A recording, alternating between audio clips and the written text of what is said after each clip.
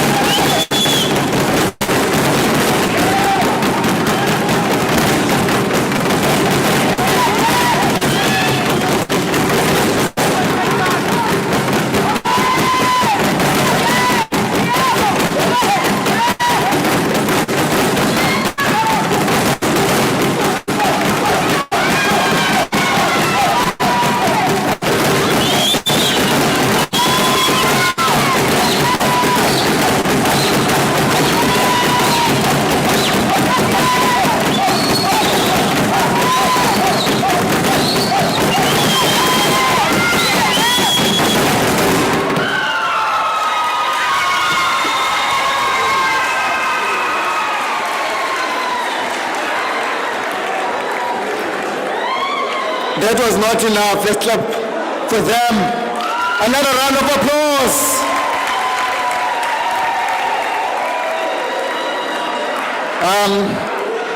Somebody have lied to us. For us to be able to function well, we need to maintain a certain weight. That was a lie. Did you see itudla zaseThekwini? Did you see itudla zaseThekwini? Put your hands together for the itudla zaseThekwini. We are celebrating 10 years. Standing. It's not an easy thing to stand for that long, but we've managed to stand for that long. For that, we deserve a round of applause from ourselves. Clap more hands. Clap more hands for yourself. You've done well. Most of the organizations, they don't manage to stand for this long, but we've managed to stand for this long. It doesn't matter what happens in the way, but as long as we are standing. Now, I am going to call the president to welcome us. But I think it's very important for me to inform you that I have a good relationship with the man above. So if you need anything like rain, you can talk to me. Then I'll talk to him. Because you've seen what happened when you try to talk to him.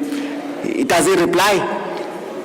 He does not. So you have to come to me and I will talk to him because we have good relationship. I'm his son actually, the man above. So you must respect me. Let's put our hands together for the president.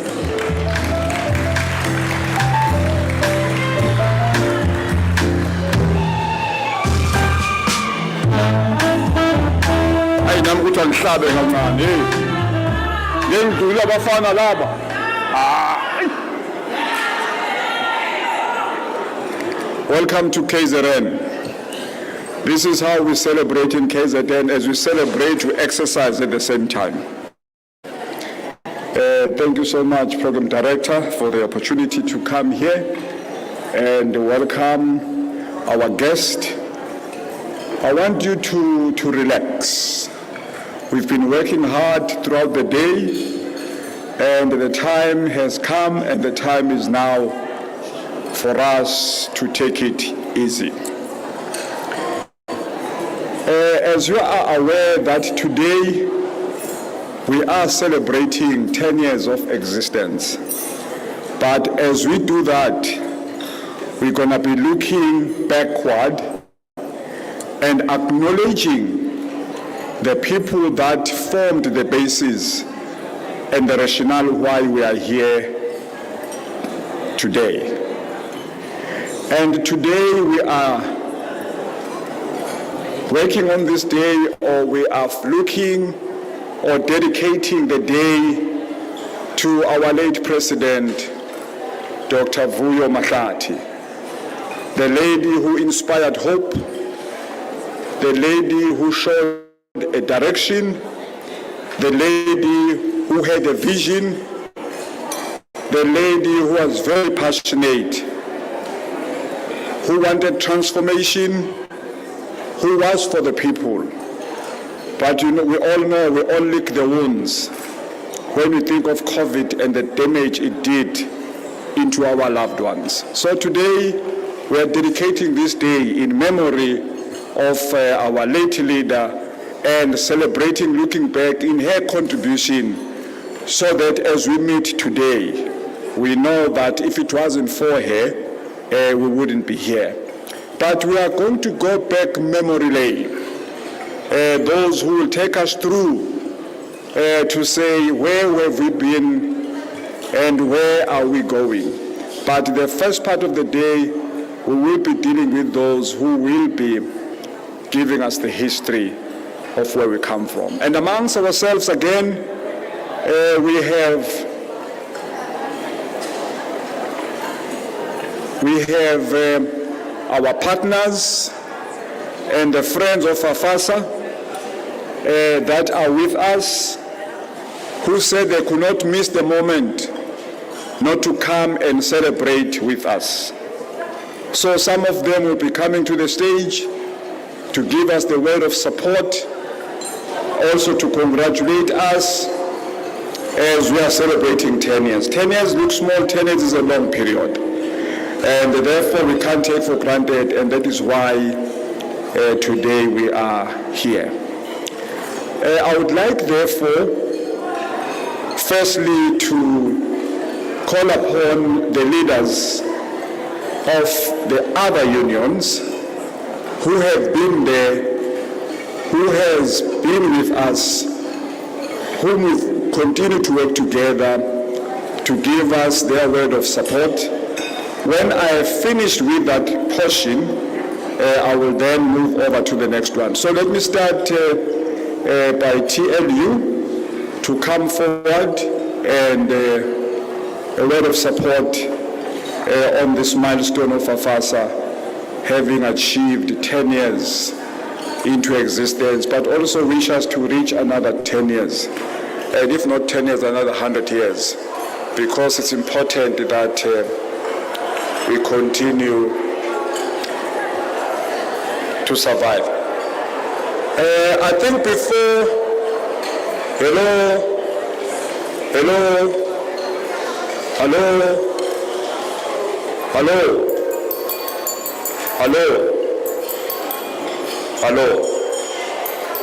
I would not want to bring a speaker on the podium when there's a row. I think I can see that there are food on the table. It's simple. You take it, you open your mouth, you put it, you chew it, you swallow it.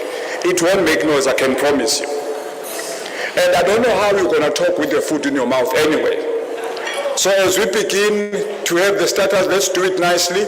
At the same time, let us welcome TLU on the stage to give us a word of support.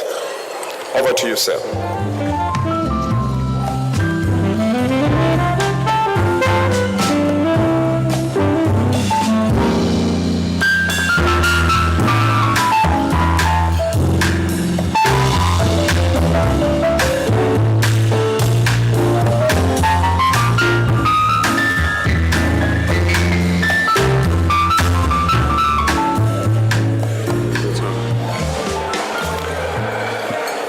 Mr. President, I stand before you with deep humility because I do not represent myself. I stand in for the President of TLUSA, Mr. Henry Gelbnis, who cannot be here tonight.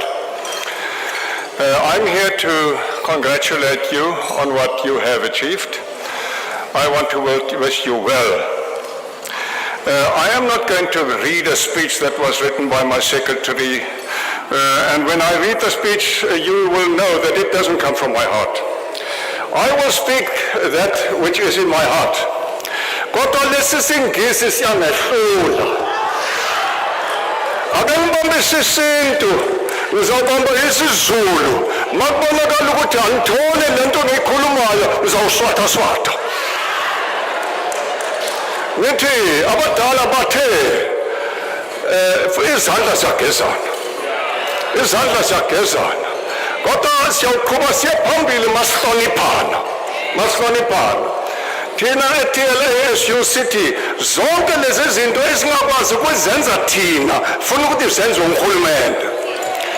uRhulumente funa ukuthi asikhandele imigwaqo ukuthi masithatha izingodo noma umbili noma into enjani ukuthi imigwaqo ube khona ukuthi siyokwazi ukuhamba siyomikise lapha siyothengisela khona.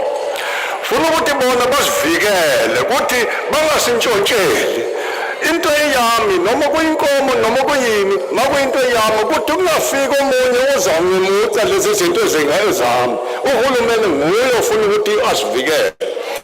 uRhulumente ufuna ukuthi asikhangele indawo lapha siyawufaka khona masithathe izinto zethu sithengisele phesheya. Funa kube khona ihabe yabona ngazi ukuthi ihabe uyithini ngesiZulu kodwa ke sithi ihabe elisebenzayo. funa ukuthi kube namaphoyisa ukuthi basivikele zonke lezi zinto esingakwazi ukuzenza thina njengezibhedlela njengemigwaqo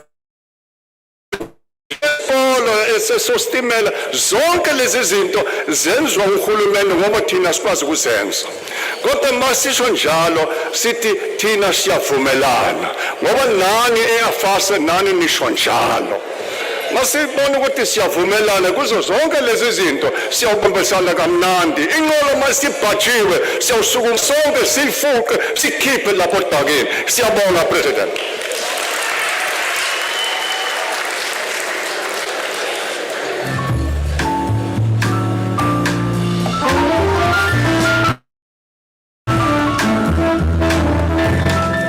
Asenathuba-ke lokuthi sisuke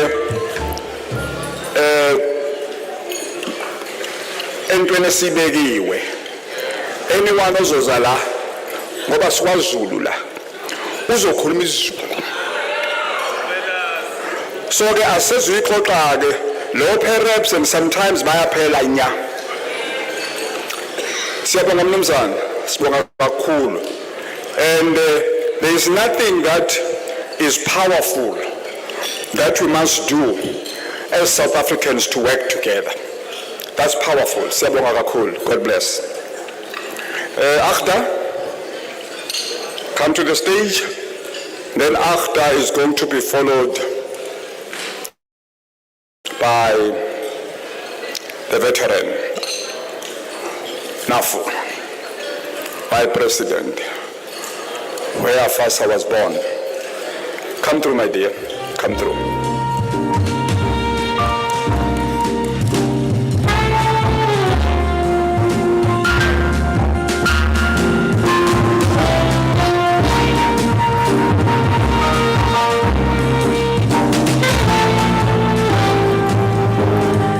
Good evening, ladies and gentlemen.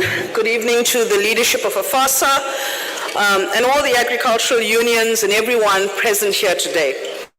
It's an honor for me to address you this evening with a word of support on such a momentous occasion. 10 years is definitely something to celebrate, and today as AGDA we celebrate with you. It's been said most of the day today, the importance of agriculture and the role that it plays in driving our economy. And it is important for us to begin to consider innovative ways to ensure that we create the enabling environment for commercialization of black farmers and new entrants across the entire agricultural value chain. Afasa, as a body of African farmers, has a very important role to play because farmers need representation. Farmers need to be mobilized and organized so that they can drive the change they want to see. The work in the sector is significant, and it needs all role players and stakeholders to take hands with each other to move our sector forward. AGDA's key focus is to ensure that we support commercialization of black farmers and support new entrants in the areas of skills, market access, and access to finance. Our vision is to drive an inclusive agricultural sector, and we will support Afasa and their members as they strive to ensure meaningful participation of African farmers in the value chain. Today, on behalf of the AGDA board, we would like to wish all members of Afasa and the new leadership everything of the best, strength and wisdom as you unite to drive the objectives of Afasa and build together. We need to work together to drive and implement an orchestrated, programmatic approach as we lead the transformation agenda. We need to strive for excellence and support not just primary producers, but entrepreneurs across the value chain. This in itself will present great opportunities for our young people in agriculture. Let us focus on the what is to be done and move as a collective, harnessing wisdom and knowledge from across the sector and drive forward with a common purpose. This is the only way that we can bring change, grow the economy, and create the jobs that are needed to lift our people out of poverty. We wish you well, Afasa, for another 10 years. Thank you.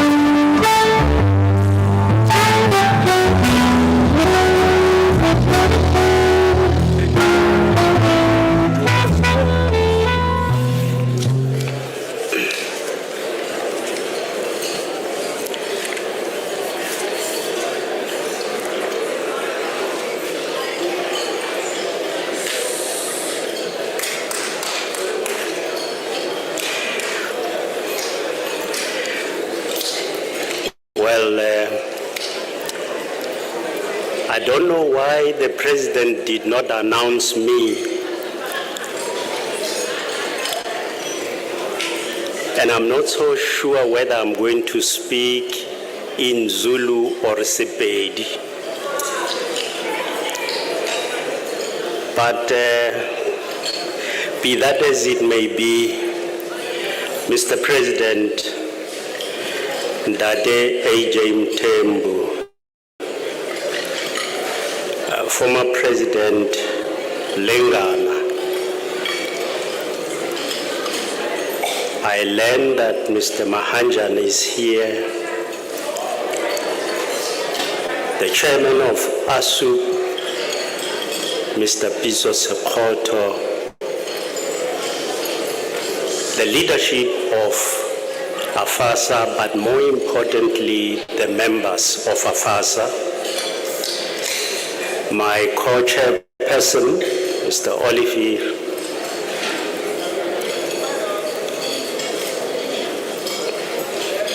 I know that my colleagues from Mpumalanga are here.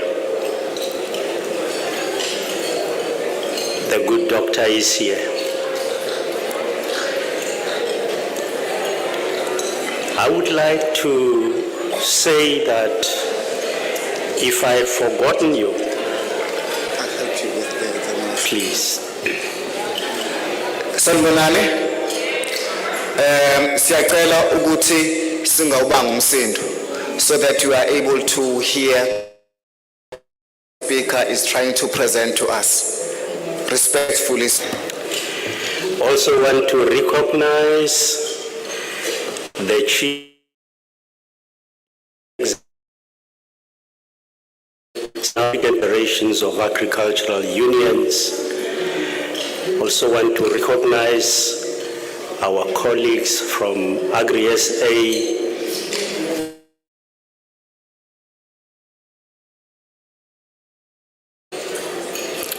also want to recognize Undabezita. We are very grateful that you are here, sir.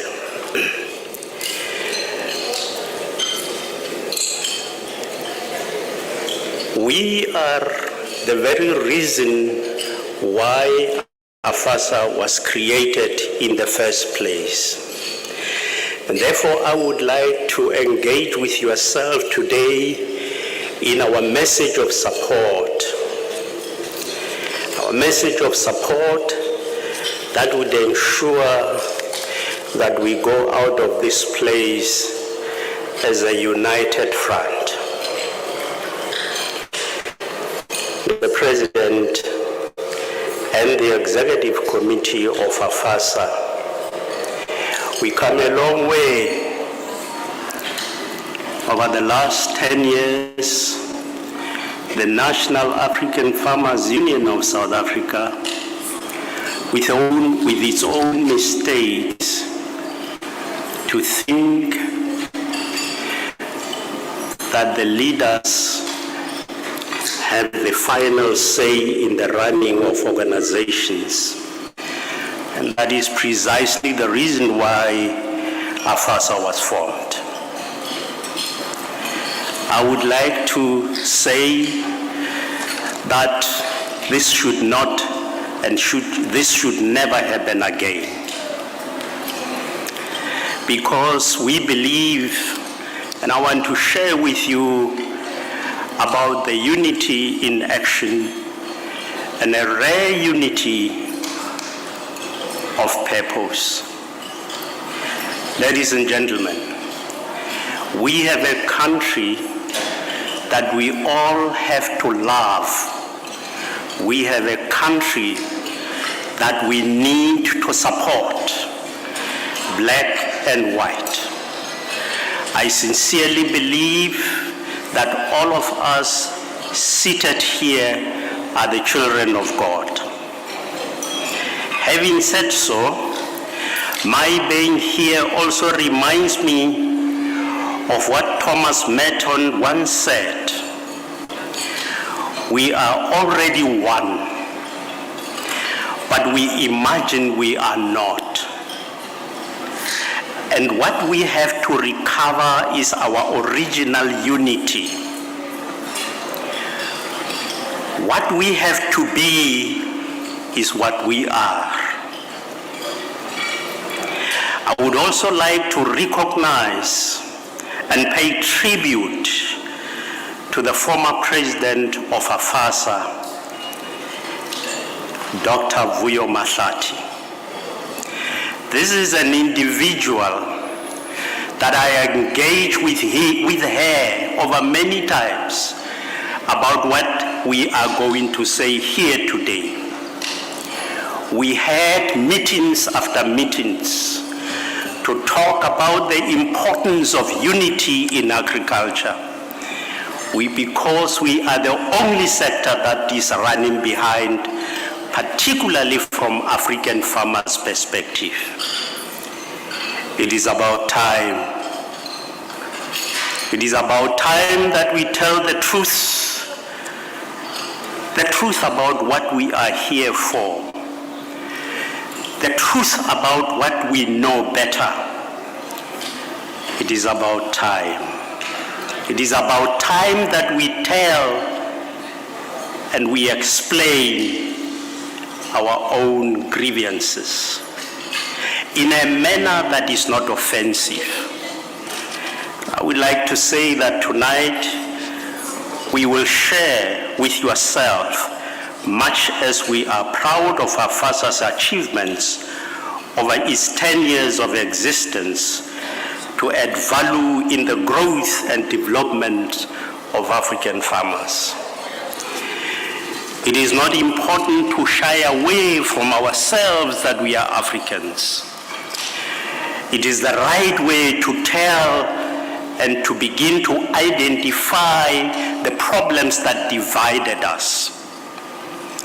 I want to highlight with respect certain facts and truths that should make us stand back and wonder how far we could have been had we worked as one team under a single umbrella body. Mr. President, I have traveled Africa, almost about 40 countries that I have been to. Farming and agriculture is truly a calling that we must not misrepresent. I want to argue before you that we are not politicians, we are business people. I'm standing here not as a politician, I'm standing here because the calling that I have, that you have, is the only calling that ever happened in the so-called Garden of Eden. And this is our job, and this is our life.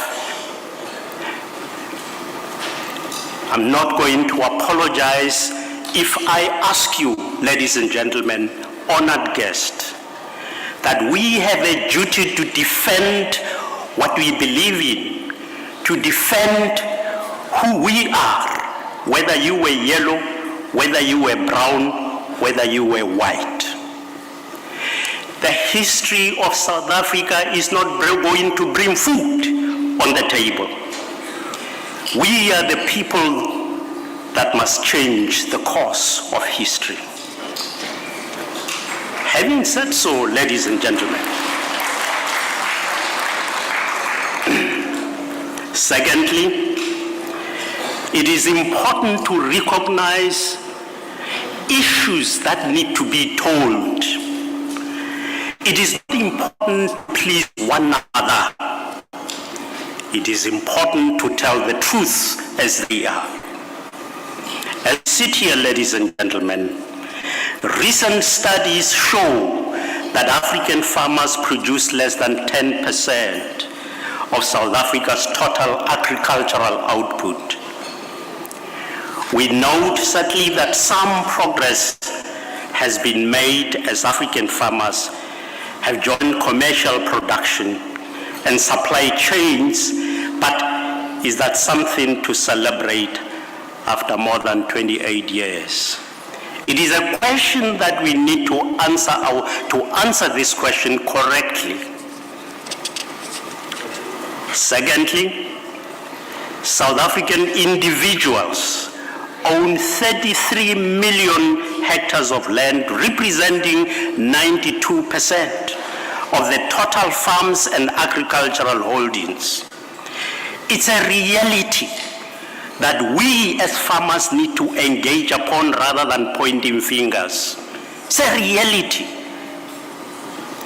And we need to change that as people that are here to change the status quo in a proper, respectful manner. I want to argue, ladies and gentlemen, that followed by foreign individuals that own 769,000 hectares, representing 2% of South African land.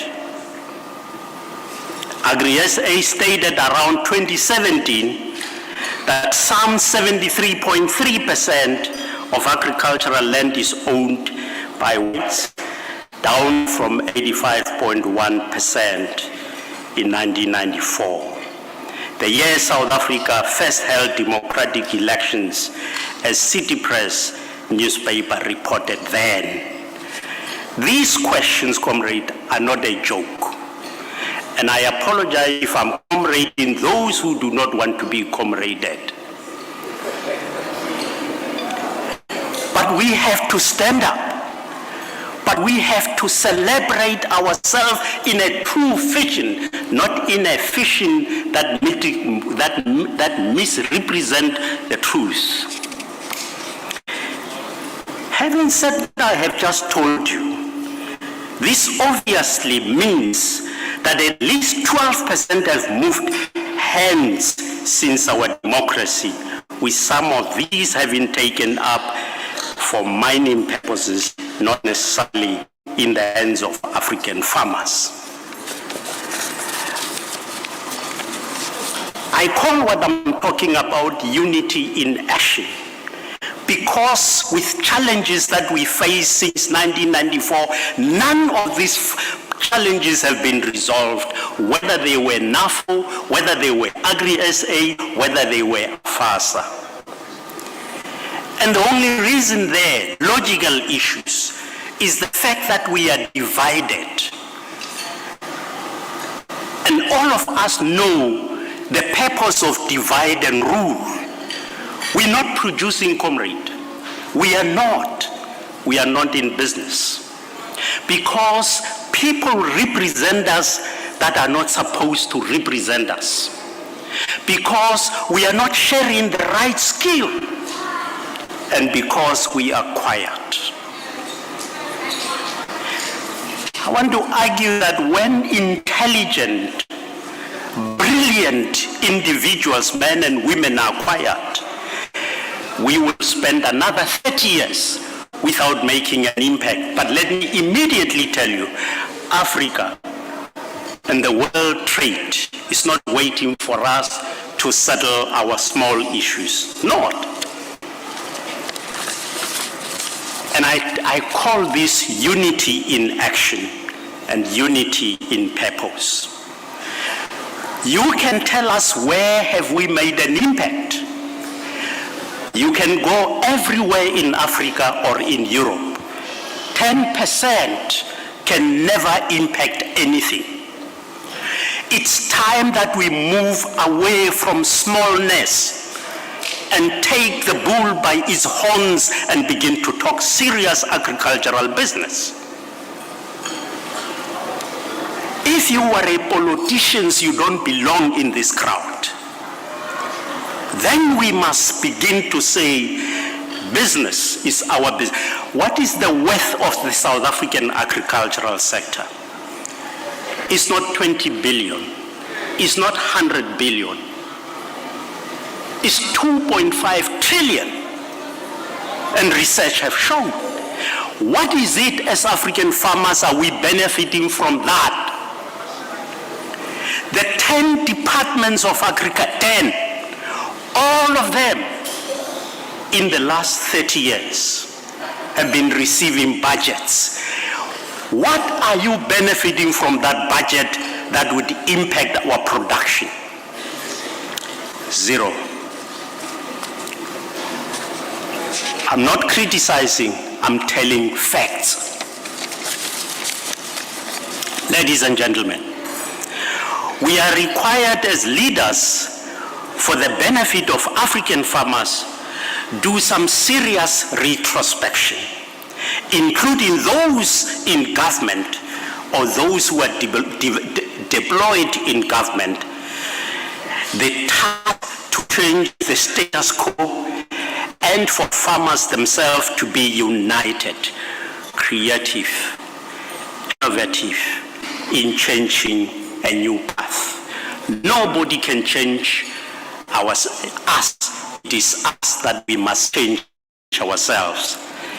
It is imperative, therefore, ladies and gentlemen, that there be some paradigm shift in deliberate and intentional strategy and program to ensure that a major shift permeates the 10 departments of agriculture, national and provincial, to change the status quo as stated in terms of land ownership and African farmers' contribution to total performance of the sector. For example, the coronavirus pandemic has illustrated that our indigenous knowledge system and practices need to be thoroughly packaged and protected to benefit the farmers as helps that we as Africans have used somewhat previously looked down upon these issues. I would like to argue, ladies and gentlemen, that having put the issues of business to yourself, I would like to say the following.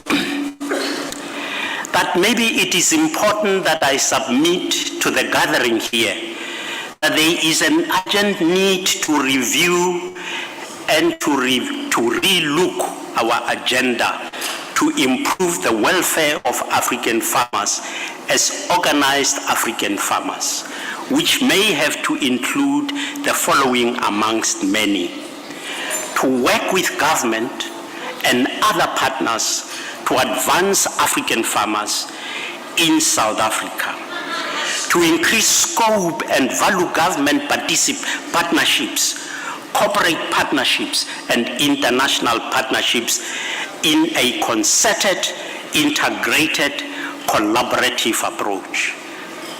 We have been talking about this over 28 years and we have failed. Indeed, we must build our advocacy capability. In this instance, a united, coherent voice is needed to replace our fragmented approach. Very, very important. We also have to grow skills and competences. There is a need to take a leaf from what the apartheid government and formal and information institution then used to do to prioritize integrated approach to capacity building. I submit, ladies and gentlemen, that it is disheartening to note that all sectoral dimensions of the agricultural value chain, including packaging, technology, logistics, and marketing, there has not been real, as I recently said, a peace whereby RPO and Agri-SA are in conflict about funds destined to develop African farmers. Without African farmers,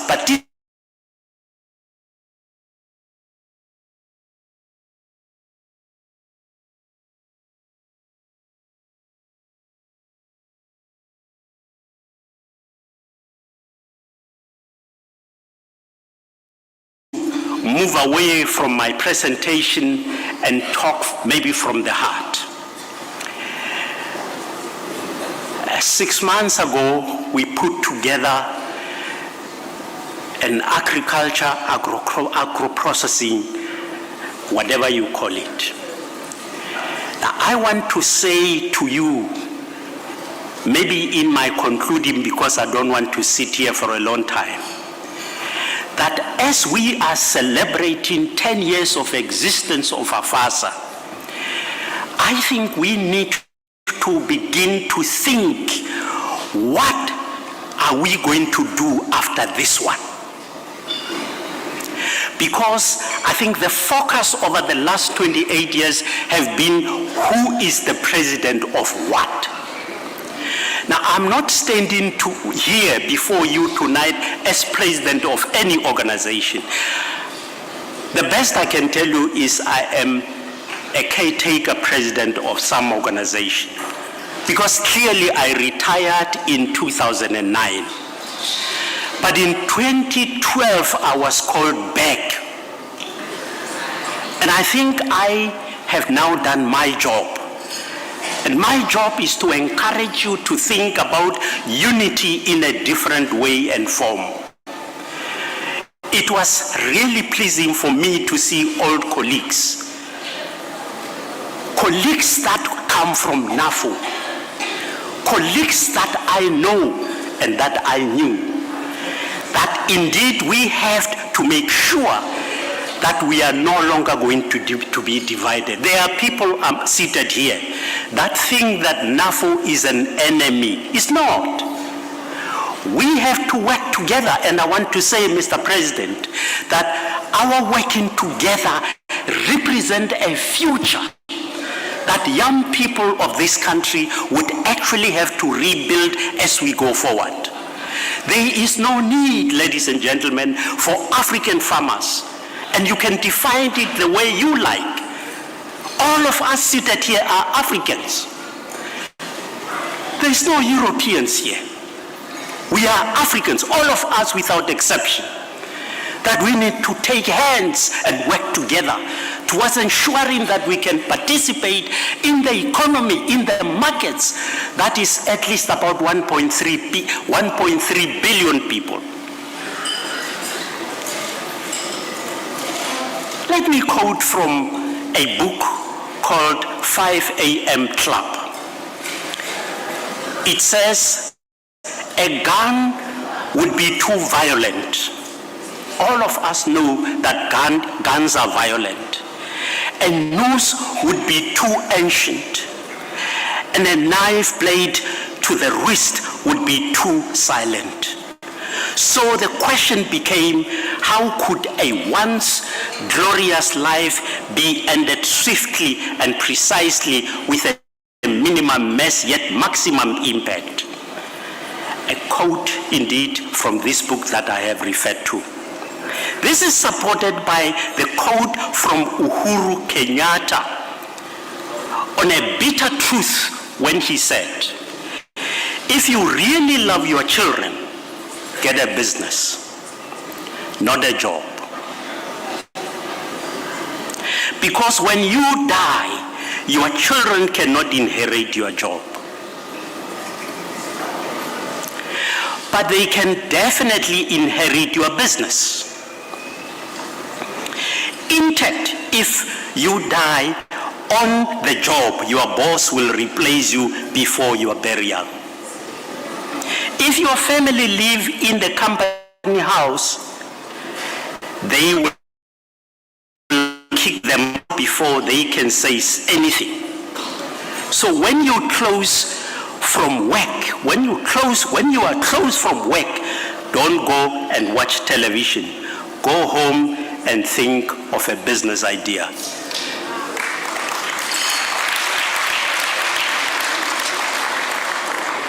I feel very strongly, ladies and gentlemen, that we need to advocate for a share ownership by at least about our farm workers in all of these commercial farms to realize the vision of overturning the injustices of the past, wherein Africans were only offered labor with no meaningful share in the returns that accrue in the sector, as they could be production without workers, as this will bring entrepreneurial mindset. We are afraid to even talk about the truth. Now, I would like to conclude to say that in 2006, NAFO South Africa called Agri-SA and to say to Agri-SA, what is the point of having two unions? And that is written. Now, I want to say to this meeting, while I'm congratulating the brand new, to say that our role must no longer be black farmers. Our role must be South African farmers. Our role must be front African markets. Our role shall have to be the sharing of research. Our role shall be the sharing of open markets. And I want to argue with you and say that Afasa and its members and leadership have done tremendously well in ensuring that they can actually bring together people like ourselves and yourself in this august meeting. For this, I would like to congratulate the President and the Executive, particularly and more importantly, the members. As long as you don't make mistakes some of us have made, to think that Afasa is owned by the leadership. It's not. It is owned by the membership. You know why Afasa broke away from NAFO? Let me tell you the truth today. It was because the leadership of, at that time, I wasn't even there. The leadership thought that they owned the organization. I went to see Dr. Mudziwenyane, and Dr. Mudziwenyane said, there is no leader that owns any organization. They went to court, and they said, you are not going to use the name NAFO. And these comrades came together, they are members. They said, let's call Afasa. And mind you, this is a learning point, but I want to call on Afasa that our members of NAFO, our members of Afasa are the same. We do not hate and we should not hate one another. And I'm arguing with you to say that the time is over in which Afasa and NAFO will go to government to criticize one another. We have to be strong together to ensure that we can benefit all of us. I would want to call on you and to make a final example. You know, if you look at the cost of the administration of the Department of Agriculture, the cost of administration is 3.3 billion rand. The cost. But if you look at the agricultural production, security and natural resources management is lesser, 2.5 billion. So the output and the input do not support each other. And that is where you are required to engage our leadership.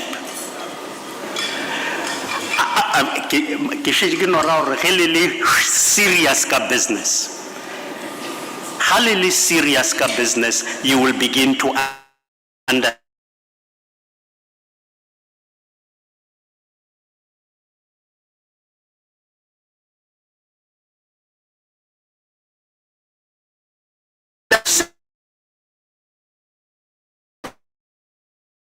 Land administration is 7 billion. I wish I could bring Donald Trump here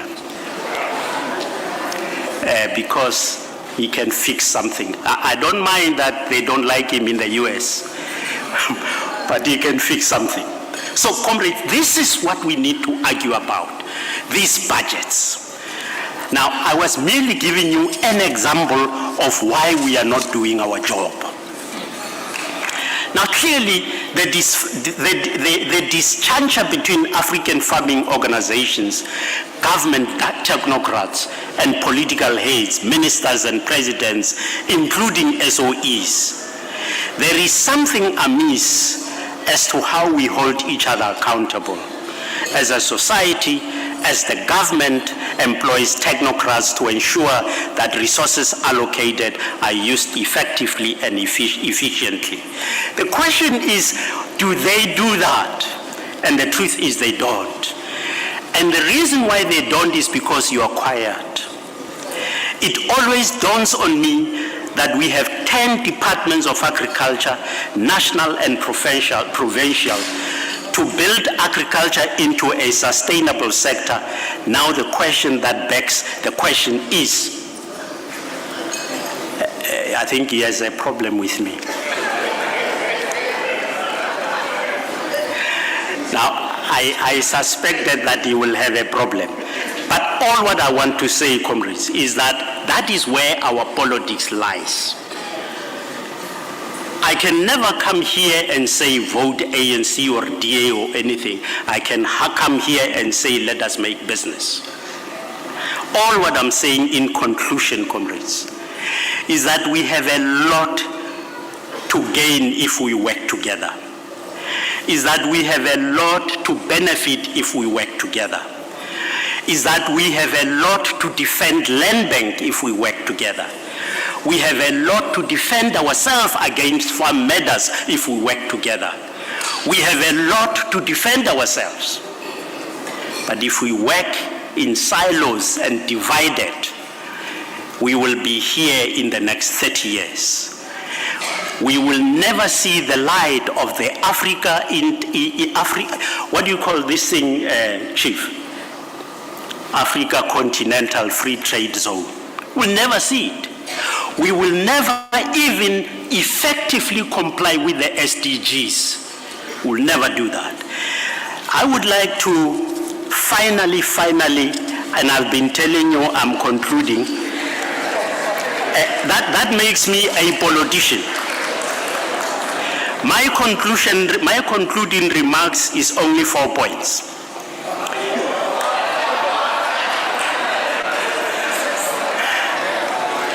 I congratulate and celebrate with Afasa for its decades.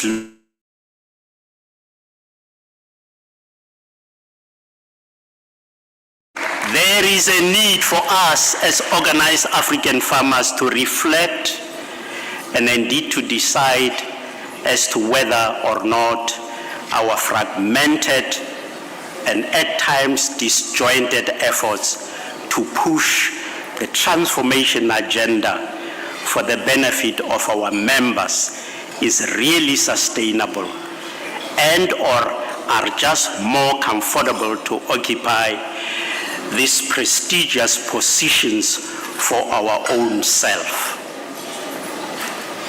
There is a dire need, ladies and gentlemen, of serious paradigm shift amongst all players in the agricultural sector, especially our government apparatus, as other nations have shown when there is a deliberate and intentional commitment to bring sustainable transformation of the sector.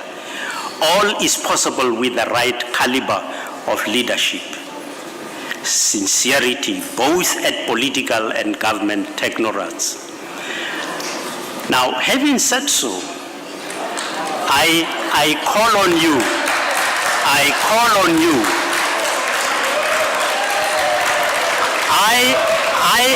have finished.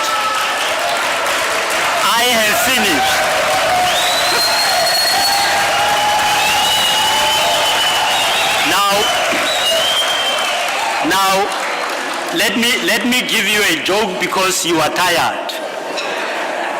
A Ugandan Minister of Justice once said, and he's a Ugandan Minister of Justice, then he said there was a man who was married and they had a very good family. Now they had a domestic worker in the house. Now the other day the domestic worker cooked beautiful like these ones, but he left a note to say, I am resigning. When man and wife came and they want to ask why has this one cooked so beautiful food and he has resigned. Now somebody came and said the reason why he has resigned is because of you two. Then you have to tell the truth. And they said that the domestic worker has taken a poison. In other words, the food were poisoned. Then the husband told the man to say, hey, I have impregnated this domestic worker. I was having an affair with her. Then the wife then told the man, you know, the second born is not your child.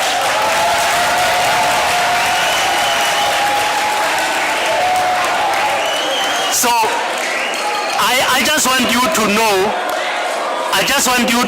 that we can do it ourselves. Thank you very much.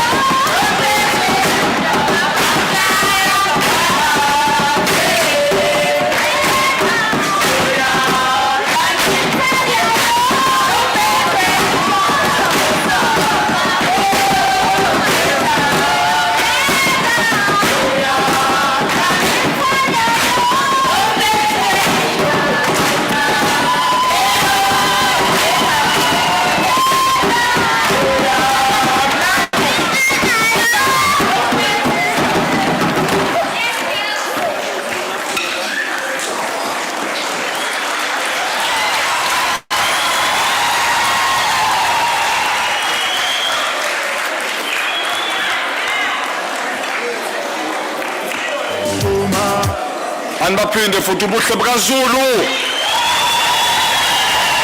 Yeah. Awu siyabonga abantu abami. Awu nofika nixoxa eFree State. Kuthe sayibona izinto kwaZulu. Phela efikile shaka kancane kanje. Kanti hayi lana unyaka buya phezulu. Siyabonga kakhulu. Well, there's one thing, and angifuni ukuthi ningayi-understand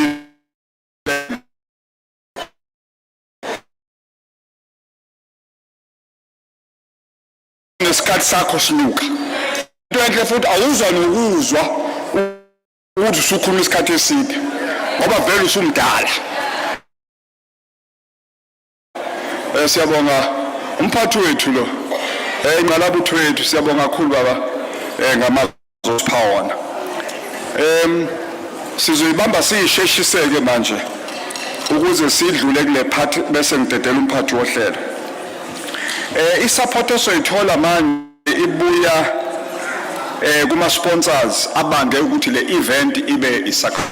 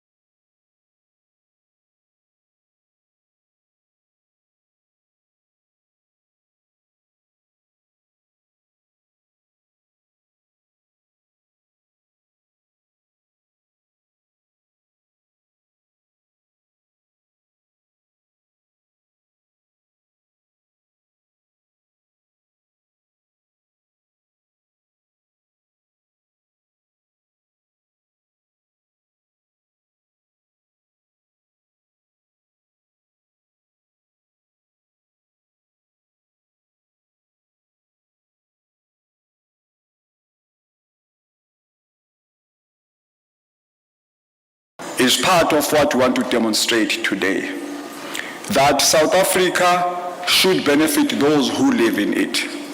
And the time has come and the time is now that we begin to forge ahead. Those who have share with those who don't have and see how best this country would look like. He's not going to introduce himself because he's a bit shy. He's shy, but this is a thing that I've seen. Those who've got more deeper pockets, they speak less. I don't know why, they're rushing to count money. But some of us who have less in the pocket, at least we've got more in the mouth.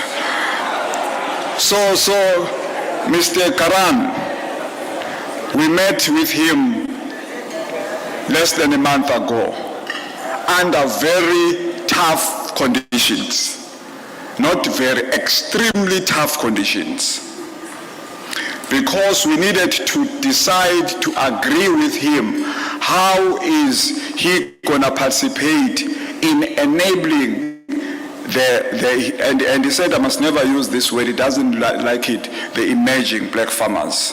He said, don't want, there's nothing emerging. How can you say somebody's emerging who's been doing business for a while? But he'll speak for himself. But besides just being a sponsor, we are praying that God be with us. We are at the brink of a meaningful transformation agenda, whereby we're going to be participating in the value chain of where he is. Just to give you a glimpse, this guy alone, the number of cattle he owns, it's more than the number of cattle for everybody here. including those who are not here, and those who are still to be born. These numbers don't make sense. 210,000 cattle, not continuous at a time. As he slaughters, he fills others. This is crazy. 210. No, I'm struggling with 210 cows, not 210,000. But you know why? We're glad that he's here. And for him, he could have been somewhere else. In fact, his son is with the president in Saudi Arabia. But he said, I will be there. I want to come because the discussion that we've had of making a meaningful contribution in the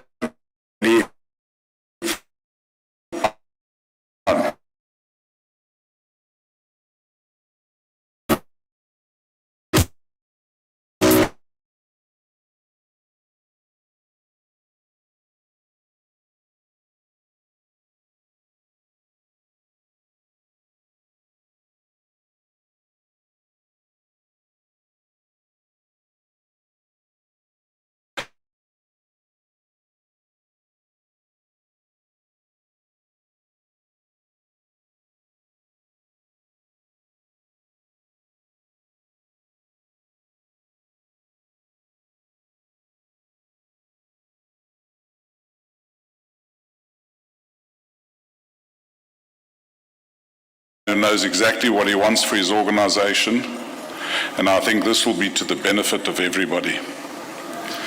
It's a great honor and a privilege to stand in front of so many farmers and regulators.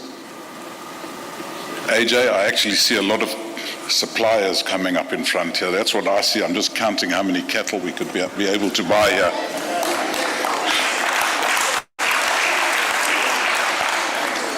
And yes, you are correct. I don't like the word emerging farmers because, as you said, there's nothing emerging about that. There are farmers that have been here so many years and been commercial farmers for that many years. And those farmers that are transitioning to become commercial farmers, I like to think of them as future commercial farmers. And the first step to that is stop naming your cattle and be happy to sell them. But tonight is a night of celebration. I'd really like to congratulate Afasa on what you've achieved to date. I think in the 10 years of your existence, you've managed to lay down very, very solid foundations. And I see that President Mthembu is going to be the man who's going to build upon those foundations. He's going to build solid walls, an organization that's going to carry a lot of weight into the future, and not an organization of talking and meetings and celebrations like this, but an organization which is going to have projects that are going to be meaningful, projects that are going to bring wealth into the farming community, and projects that will develop commercial farmers. Ultimately, that is what we need to have, is we need to have commercial farmers. I'm not going to talk much about business. We're going to talk about that tomorrow. So for this evening, I'm just going to wish you well for the years ahead. There's a lot of work to be done, but rest assured that we'll be there to assist you in that work.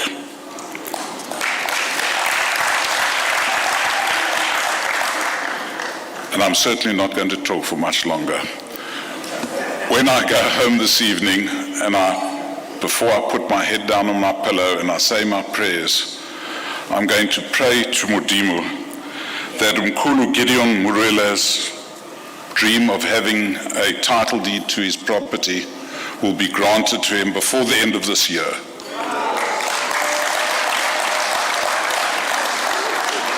That is in the hands of our regulators, and I really hope that they will show us that they hear what we say and that they do what they have to do. This is their jobs, and this is really what's expected of them. A man who's been a commercial farmer for the last 48 years but still holds no title to his land. That is not an acceptable situation. And if those regulators that are here tonight, please take that message back to your officers. Move heaven, move earth, do whatever you have to do, but please ensure that by the end of this year, this Ntate has his title deed in his hands.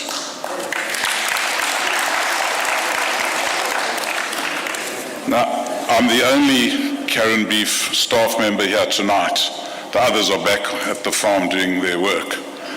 We do have one team member who actually has his own little TV show, and you can find him on YouTube and all these other Facebooks and all these things that they have. I'm going to ask Tapelo at the back to please play a little cut of him where he'll introduce himself to you. We call him Beef. Tapelo? But maybe he needs some sound too. He wants to be heard. No, still not.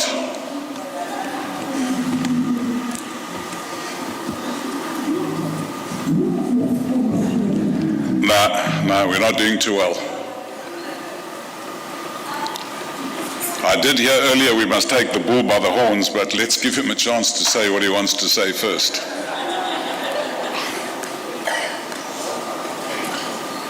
No, it seems like it's not going to work.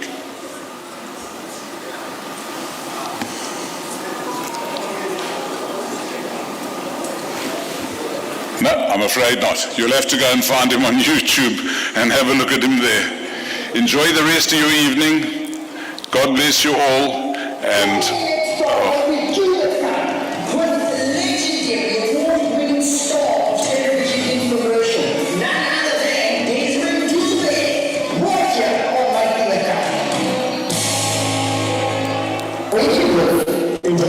Okay, that's a generic answer. The other cows, or you live in the brick.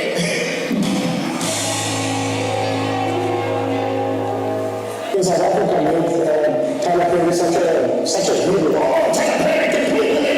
I'm in play with it the whole time. I'm sure they're very grateful. I mean, I've been playing all the words. No, it's people because the executive producer of the film. Oh, you ain't so name dropping.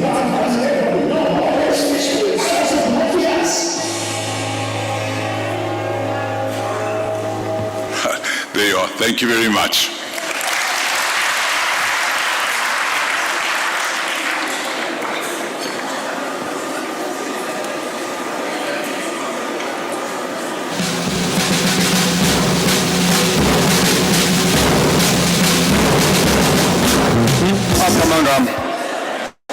The deeper the pocket, the shorter the talk.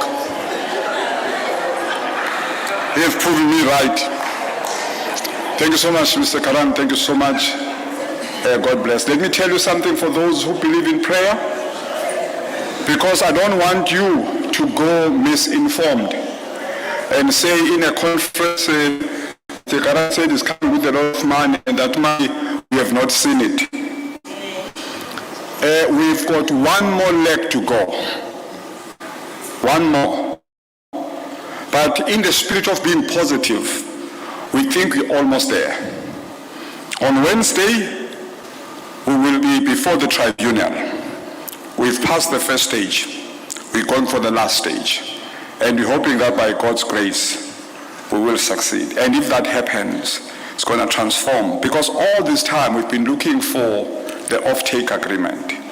We've been looking to say, when I've got this, where am I gonna look into that? I think I would want to talk to details when the bag is already in the cat. Then I will know the bag is safe. Because if you talk once the bag is not inside the cat, you might miss it. So thank you so much, Mr. Evo. It's a pleasure, and we thank you so much also for the contribution that you've made to make this a success. I would like to move to our standing friends who believed in us more than anybody else before we started this long journey. Standard Bank became a standard feature. They've always been there making sure that we work together. And on 2 occasions, they challenged us to say, but why don't you meaningfully participate even in assisting your members, so that we as Standard Bank, we give you 3 billion, then you take 3 billion, you give it to $500 million to different people, then you become responsible. If they don't pay, you go look for them. You become an intermediary, other than to come and talk on their behalf, and yet you don't have a meaningful role that you play. They challenged us to do that a while ago. And I'm here today to say we are going to take that challenge now, that we are going to participate meaningfully moving forward. A very good standing item of Standard Bank, who's always been there all the time. And you know, if there's one thing that is a problem, and part of what we'll be dealing with moving forward there, is that we have resolved during the day that we are not going to continue to have nice speeches and clapping of hands. When the senior member was talking to us, you go to the branch tomorrow, they don't even know what you are talking about. You said, no, we agreed yesterday. They said, no, I wasn't there yesterday. I'm here today. Bring me the collateral. In the absence of that, I can't help you. So those are the kind of things that we have to harness the relationship and see how best to take it forward. Over to you, sir. You will see it will be the same story.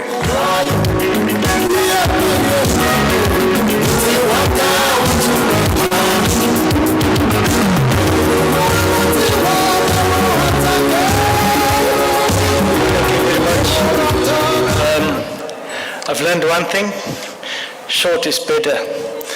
So it's going to be quick.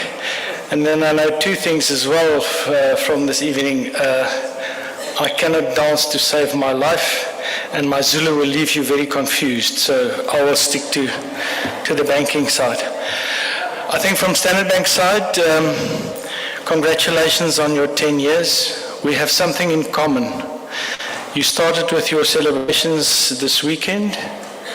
Coincidentally, Standard Bank also started with our celebrations on the 15th of October, when we turned 160.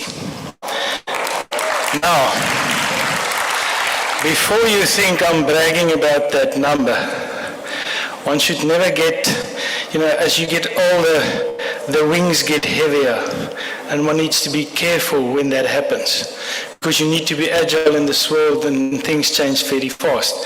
Having said that, though, is if we think we are smart at 160 years, we've got a long way to go. There's a bank in Siena that was established in 1624 and it's still going. So we've got a long way to go, but it tells me one thing. If you have to stay with the times and you want to survive through all these different changes, you need to be able to adapt, and you need to tackle all these problems and the challenges that we have as a country, and specifically as agriculture.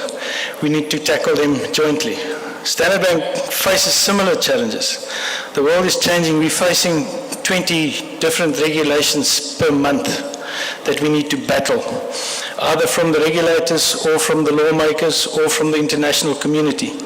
Those things keep us busy, and you have to be sharp to survive. Earlier this year, the whole competitive environment is quite hectic. 99% of all our transactions currently is digital, because we have to move with changes. And if I can leave you with one message, you guys are ready for it, take it on, move with the changes and solve them.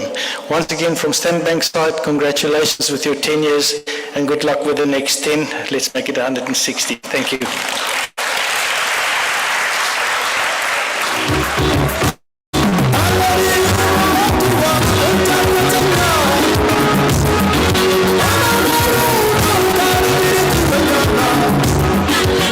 We're taking the last one now.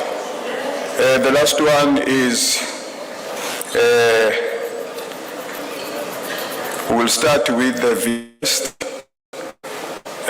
I don't even, I will not mention the name, nor the entity. The video will do the justice to that.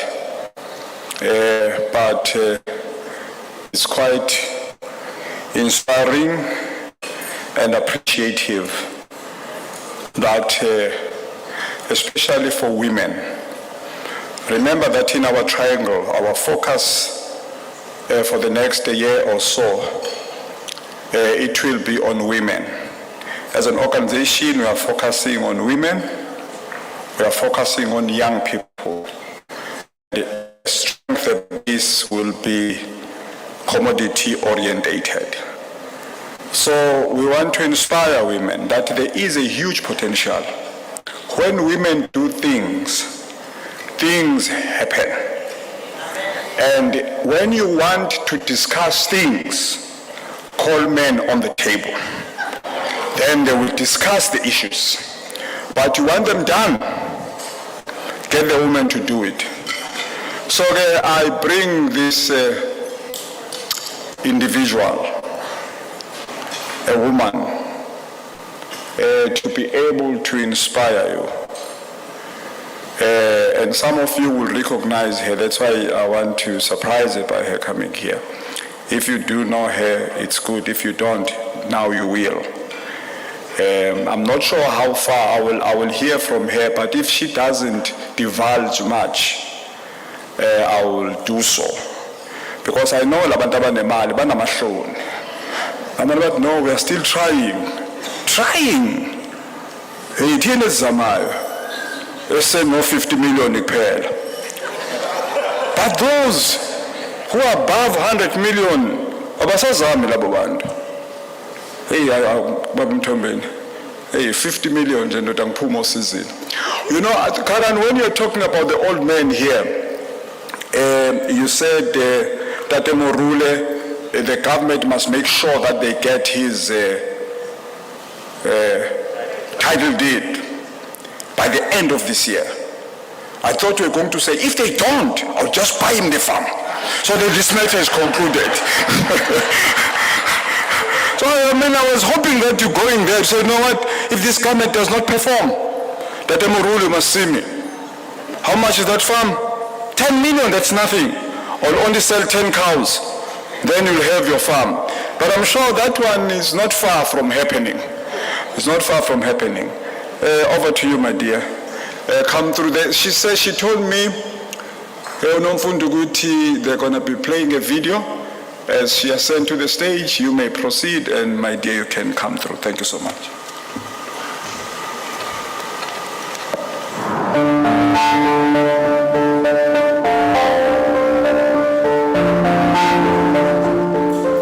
Was founded 12 years ago as a burial company offering dignified funeral services to the black communities across KwaZulu-Natal. Through dedication, commitment, and excellent service, the company has established itself as a respectable financial services provider more than a funeral parlor. The introduction of the loyalty rewards was the first step on the company's journey to re-establish itself as a lifestyle brand. Through Iteboleto's I Save Rewards, their clients benefits on rewards up to 4,500 Rand on a monthly basis. You might have seen Iteboleto adverts with the payoff line, a funeral policy that pays itself, and wondered what this means. Well, let me explain. An average Iteboleto policy costs 120 Rands. With that premium, you qualify for up to 4,500 Rand benefits from Iteboleto partners such as Pick n Pay, ShopRite, or Checkers, or fast food retail such as DURBAN, Steers, Nando's, and Milky Lane. Iteboleto clients also get discounts even when watching movies at Star Kinocar or New Metro. If you are a soccer fan, rest assured that Iteboleto gives you discount on PSL soccer tickets. If your lifestyle involves traveling and you require a car hire, Iteboleto have partnered with Woodfoot Car Hire to give you discounts. These also extend to educational platforms like Microsoft Packages. These added benefits are available to all Iteboleto corporate packages. This means any corporate that signs up for Iteboleto Group scheme will be giving their employees these added benefits on a monthly basis, which is why Iteboleto emphasizes on selling lifestyle products. Rest assured, When that unfortunate death happens, they will bury you with dignity. Itaboletu corporate packages are available in the following packages: Essential Plan, Comprehensive Plan, Comprehensive Plus, Premium and Premium Plus. Itaboletu have built standard packages. However, for corporates with 250 or more employees, there is an inclusive consultation process to build a customized package based on your needs and budget. Due to increased requests from clients who require high-end burial packages, Itaboletu has developed high-end products, which comes in 3 packages: the corporate package, the executive package, and the presidential packages. Itaboletu has a team of professionally trained account executives who are ready to take you through these options and guide you to select the best one for your employees or yourself. Itaboletu Group is committed to adding value to you while you are alive. This has inspired Itaboletu Group's tariff line: we do life with you.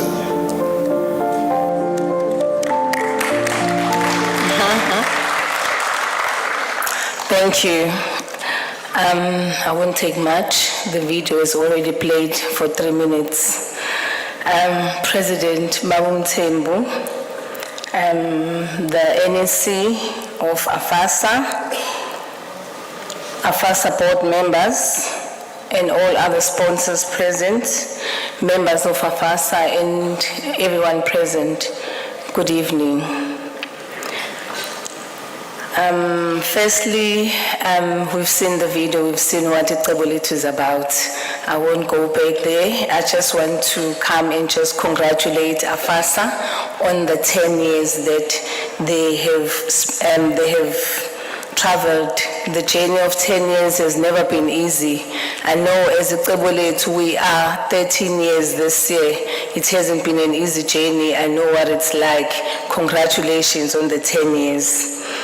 10 years it's a double grace, number of completeness. Well done. I'm sure God will be starting new things in the 11th year for yourselves as Afasa. When I was invited to Afasa and realized that it's an organization for farmers, I looked at myself because I come from the funeral industry as well. We are one of those industries that sometimes I look down upon because we farmers, ngathi nje siyatshala, sifaka amabhuzu kuphela, asihlelekile. For you to put together such an event, yeah, well done, you've done so well. I know because the industry I come from, yabangcwabi, we also look down upon, bacabanga ukuthi nje we just burying people. For us, it's no longer even about burying people. Itaboletu has just said it, we do life with you, we add value. That is what we do as a brand. So we are very, very grateful about what we do. We no longer bury people. We've got so many beautiful products that will add value to your employees and to yourself as employers as well. So our team will come tomorrow and engage with people that will be here, members that will be here, telling more about our products, because they will definitely add value to your employees and to yourselves as well. So as I said, we're no longer about death, we are about doing life, adding value, especially for such a reasonable price, because we know the economy is not doing well with the electricity, with so many things that are happening in South Africa and globally. We need to make sure that we add value and at a very reasonable price as well. So as a brand, we are a brand you can trust as Afasa to work with. We have a national footprint. We are even beyond the borders of South Africa. We've got an African footprint, throughout Africa, and also beyond Africa as well, because we have offices in the United Kingdom as well. So we are a brand that you can trust to work with. for your staff and for yourselves as well. So I will not say much about the brand anymore. I just want to say well done on the 10 years. May God give you more years, not even 10 years, 100 years to come. May God bring out good farmers. As undertakers, we work with a lot of farmers. We bury, as a brand at KWAZULU, we do more than 200 burials a week. Half of those, sorry, don't do that. Half of those, they need cows, they need goats, they need sheep. We work with farmers in that space. As a brand, I think at least we spend about 2 million rands a month supporting farmers wherever we are. The closest to our branches. So we really work with farmers as a brand at KWAZULU. We do support, whether it's farmers and other small enterprises, we do a lot of enterprise development as a brand. So farmers, you are part of the value chain as well. So trust us. Maybe you will be supplying a cow. We'll be calling you to supply a cow in one of our funerals. We've even have a catering business as well. In our catering business, we buy a lot of vegetables. We cook for about 50 to 60 funerals a week. And each of those funerals, they have about 500 people. Just imagine how many people we cook for as a brand. And those vegetables, they come from farmers, they come from yourselves. So we are very, very grateful as a brand that we do support farmers. It won't be that we're looking just for premiums for ourselves. Yes, we won't be just looking for premiums, but it's about working together. It's about us supporting you and yourselves supporting us as well. We are really, really grateful. May Afasa grow. May we see more in many, many years to come. Thank you.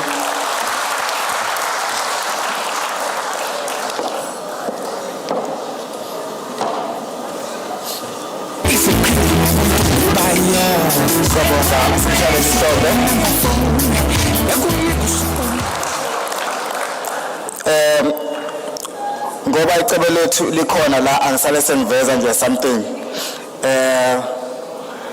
ngomunye wabantu ngepresence yecebo lethu impilo yashintsha kakhulu. I used to be scared of death kakhulu ngesaba ukufa until icebo lethu. There are cars. You haven't seen their cars. Too nice. So I just want to be there. In whatever form. But just to be in there. Because of these people. Especially in Hlombe futhi. Especially in Hlombe Court. Thank you, President.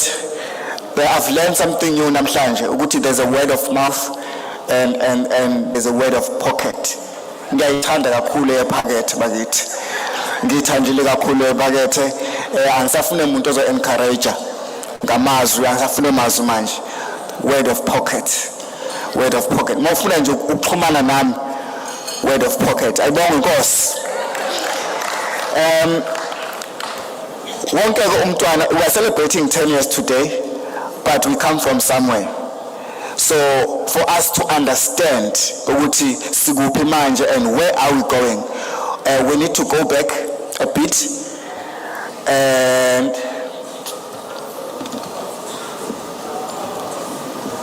sorry to disrupt. Okay, on this one company I forgot. Okay, just to bring it up. Okay, not written on my list. Okay. For us to understand ukuthi siyaphi kumele siqale siqonde la sivela khona. I am told ukuthi ukhona labo bantu of word of pocket esesibakhohliwe bebekade bengabhalanga kwi list kube khona misprint. So ngizocela upresident to Thank you so much.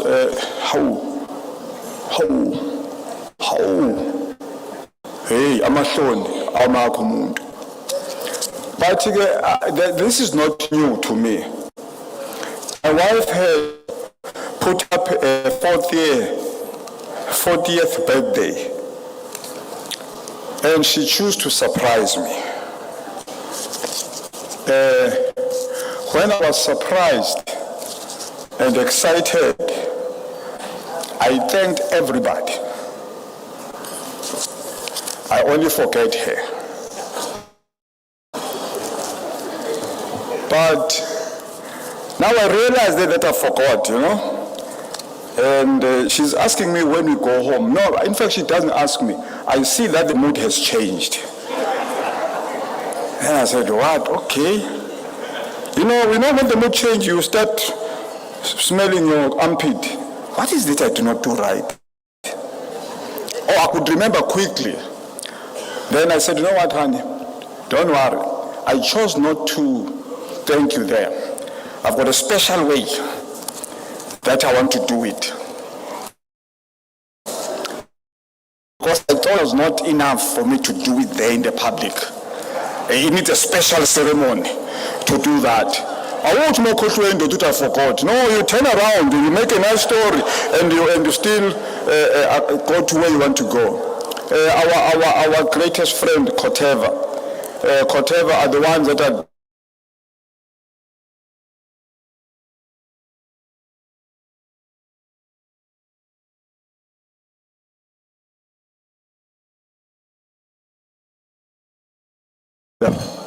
Koteva, how could I have forgotten you?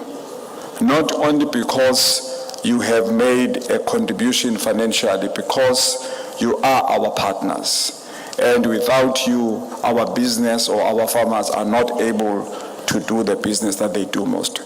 Can I call upon you to come on stage and give us a word of support? Thank you so much. After this, I'm not going to come back. I'm not going to come back here. I'm going to allow the program director to run with the program quick now, because I know we are targeted that we'll be finishing around 1 o'clock, 1 a.m. Then we dance from 1 to 4. We sleep for 2 hours. We back again in that place. So I'm going to hand over to Koteva, our partner, just to take us through before we move into the next item. Thank you. So I promise I'm going to be short. I don't want to stay here till 1 o'clock tomorrow morning. So, and AJ, you're forgiven, eh? So we can have that private discussion afterwards. So first of all, we've been walking a journey with Afasa for a while. If I think back, I can see Mike sitting there. We started working with him. And then, of course, the late Dr. Vuyo that we worked with for a long time, and then AJ that we met recently. So it's been a proud journey.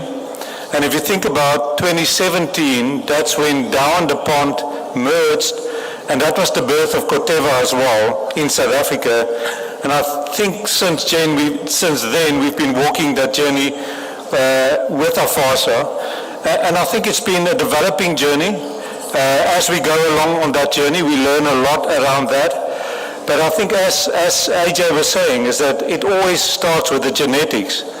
And who is Koteva? Koteva is a company that provides, in South Africa, obviously worldwide, we service more than 10 million farmers. But what do? We start in the seed in terms of the genetics, having 100 years of experience working with genetics worldwide that we bring to South Africa. And then secondly, in terms of whether you developing farmer or whether you're a commercial farmer, you need something to manage your farm. So we, on top of the genetics, we put the biotech. How do you manage your farm in terms of diseases, as well as herbicides on your farm? How do you manage that? I think the next level after that is what do you put on the seed, because that's the most efficient way to manage and make sure you get the maximum value out of your genetics. And I think the third important component is on the farm, how do we service the Afasa farmers in South Africa through our brands? And most of you would know, if you think about seed, we've got 2 brands that we go to market with. And mostly the Penna brand is serving farmers in South Africa with experienced agronomists that helps you with advice how to get the maximum out of your seed as well. And then secondly, the Pioneer brand with agronomists serving farmers all over South Africa. I want to conclude to say that I think within the Afasa camp, we've got best practices as well. And I would acknowledge tonight that SAGRA is one of our best partners in South Africa. And I want to acknowledge both Victor and Ismail for the relationship that we've built over many years and the trust that we have in them in terms of helping our farmers in South Africa. So congratulations. I think that's a pocket of best practice. So let me conclude and say, AJ, congratulations with your first 10 years. Looking forward to working with you guys for the next 10 years. Thank you.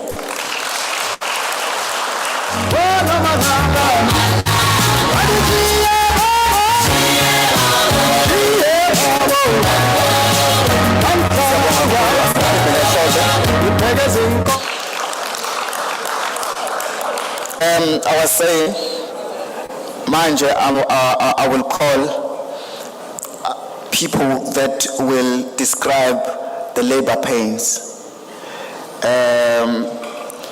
People that will talk about the birth of Afasa. I'm telling them as Fasa. We don't like to Fasa. Afasa. When Bugala, it male people, it men, I just say men, but they will describe ama labor pain, abadlula kuwona, mase bezozala. Itaphatha ukuzala kubalekile. So ngizocela Dr. Langa Simela ukuthi eze ngaphambili. Dr. Langa Simela, let's put away.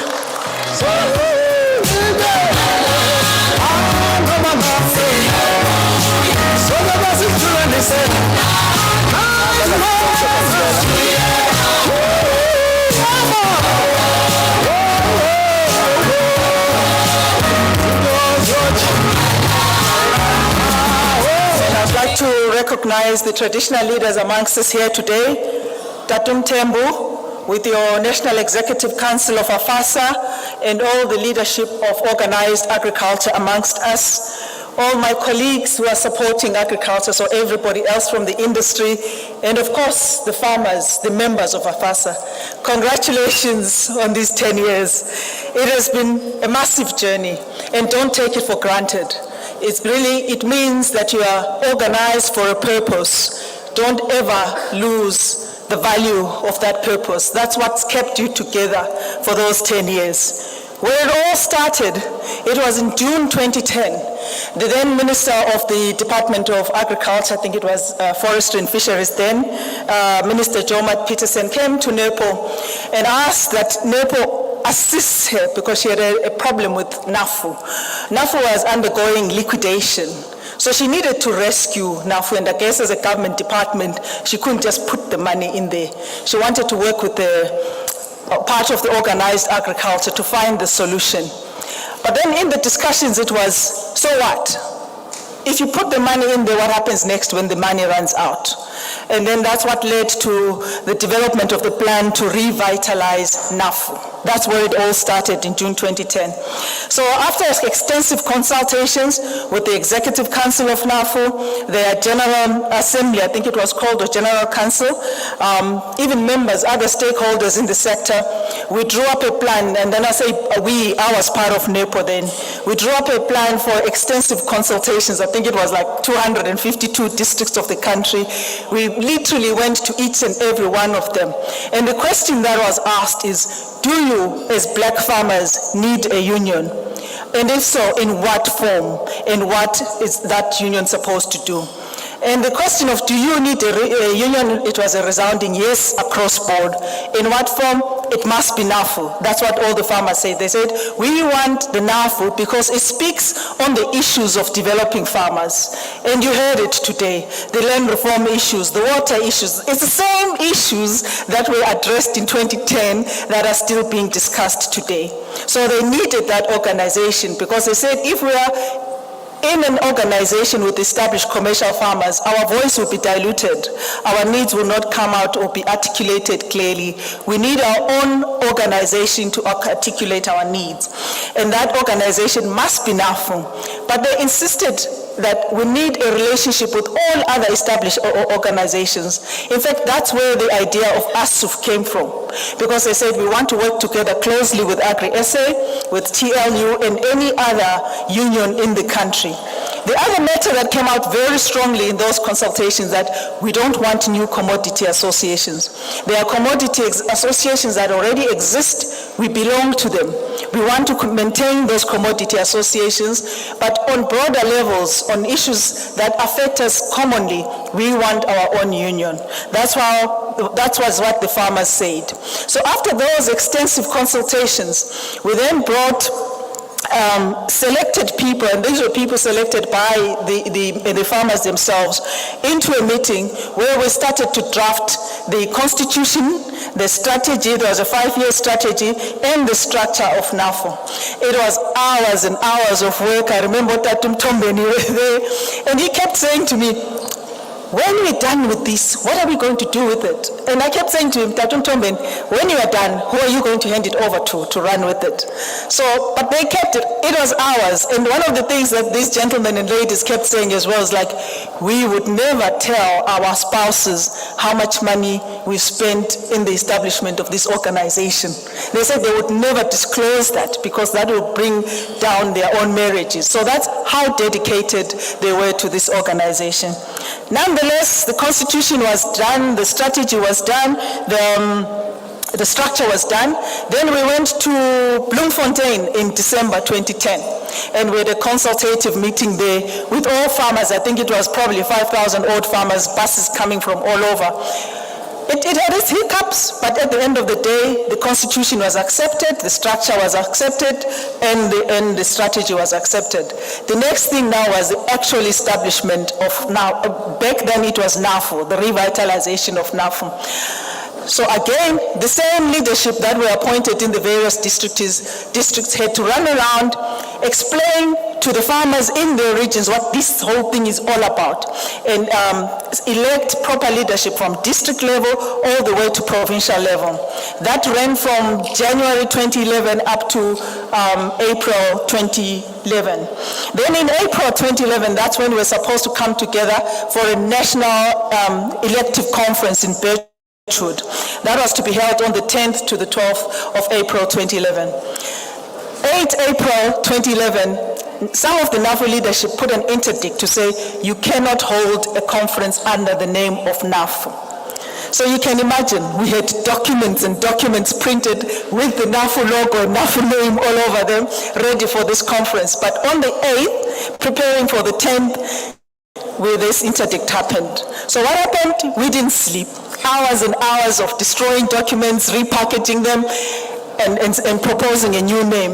And part of the thing that happened is, at that point, you couldn't cancel that meeting. The buses from Western Cape, Northern Cape were already on their way to Gauteng. So there was no way you could stop them. Buses all over other provinces were already deployed and ready to take off. They'd been paid for, so you could not stop them. So the train rolled on. The people came, gathered at Birchwood. On the first night, the first thing they had to assent to was, we are not gathered here under the name of NAFU. We have to adopt a new name. The name Afasa was proposed and adopted. So I was laughing just now with the program director saying Asafa, because that was the confusion of that night. Everybody kept saying Afasa, Asafa. They didn't quite know what to say. But anyway, Afasa stuck. And that's how Afasa was born, out of that conference. It had many other things that I wouldn't address to. I think there are other colleagues that will talk to that. But what I really want to highlight is, for me, one of the things, the learnings out of that whole process. So yeah, the key learnings out of that whole process was, One, the dedication of leadership. Don't underestimate the dedication of the leadership. And that's why I always say to farmers, work with your leaders and make sure your organization works with you. I think what tends to happen is once you've elected a leader, you sit back and expect these people to do things for you. And then they will do the things for you, and sometimes those things don't quite work out for you. So once you've elected the leadership, hold them accountable, work with them. We had a very dedicated leadership that established this organization. For the first year, I would say, Afasa had no funding whatsoever. But Mike and I and Mr. Mahanjan and everybody, we drove around to every embassy, bank, whatever, call it. We were up and down with documents trying to say, we've established this new organization, can you support it? But nobody knew this organization, nobody knew where it was going, so nobody was willing to be the first mover. But even in all that, the leaders that were elected kept coming to the meetings, kept deliberating on how to take this organization forward. And that's partly why it stands today. One of the other key lessons, I think, for me, what I saw is the willingness of farmers to support their organization. There's a tendency to think that somebody else should finance the organization. But the risk you run, if you go to your MEC and say, can you finance me to travel to my conference in KwaZulu, Natal, in Durban? Tomorrow you go to your same MEC and say, I need you to resolve my issues with land. I mean, how much clout do you have if you are saying, support me to run my organization, resolve my issues? So I think we should have some willingness of farmers to support their organizations. Put your money in there, so at least there is some sustainability in your organization. Any other support is added on. And then the other issue that I want to highlight was structural, and I think that's what the discussion was already today. What happened with the establishment of Afasa, you had these 3,000 odd people coming together to do an elective conference of the national leadership. Already they had elected the provincial leadership. But the structure that was actually proposed was that NAFU and then Afasa should be made up of commodity associations and cooperatives. That never happened then. And I think it still hasn't happened now. So there is an issue with structural setup of the organization, and I think that's one of the issues that needs to be resolved in order to strengthen this organization and take it forward. But successes, there were quite a few. Input into policy, Afasa was always there. When it came to any related, agriculture-related policy, Afasa was always there and had a voice. I even remember one of the conferences that we had with the then Minister of Rural Development, Minister Nkwinti. Every single conference he was always there. In every single conference he took the farmers' resolutions. I think what hasn't happened is actually following through on the resolutions that were submitted. And I think Afasa was very well recognized locally and internationally, and we had strong support from the German Farmers Organization purely because of how the organization is recognized. Another matter that I think we should recognize is the success of Afasa is that it groomed a whole lot of good leaders that are leading in various aspects of the agri-sector. So out of all the work that was done, we got a few good leaders that came out of it.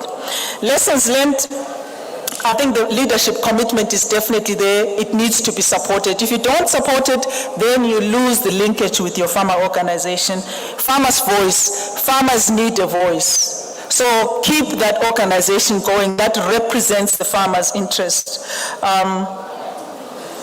What else did I want to think? And I've mentioned the strong leadership from grassroots level, and then clear roles between your National Executive Council and your Board of Directors. Your National Executive Council represents the matters of the farmers that you raise from grassroots level. Your Board of Directors is responsible for the fiduciary matters, which is the legal matters of running the organizations. Delineate those rules, because they will never be the same. The farmer that you select or nominate to represent you at national level might not qualify as a board of director, because of other issues. So be aware of that and deal with that. And then finally, communication. It's always an issue in organized agriculture, and it's always an issue in any institution. So as you go forward in your next 10, 20, 30 years, keep your members informed of what you're doing. Don't ever, and I'm talking to the leadership now, don't ever lose touch with your members. Don't ever assume that you know what they need. Keep your structures of communication strong and use them to your advantage. Once again, congratulations on the 10 years, and here is to the next 10 years of Afasa. Thank you.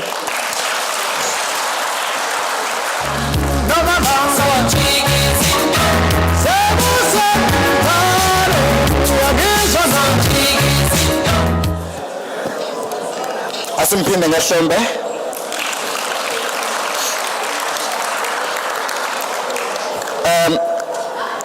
From what Dr. was saying, there's one thing engihamba nayo ukuthi kukhona amadoda who were honest before the establishment of this organization, but because of this organization they started to be liars and started to keep secrets from their wives just for us.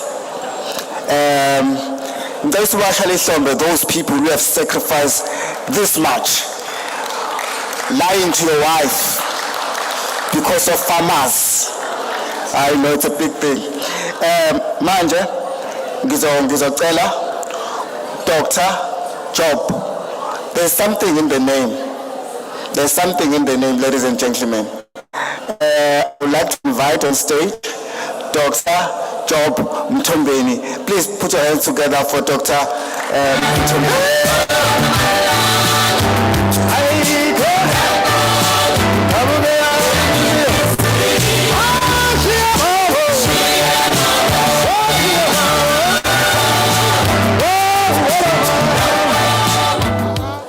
Sanbonani, they are right. My name is Job Mtombeni.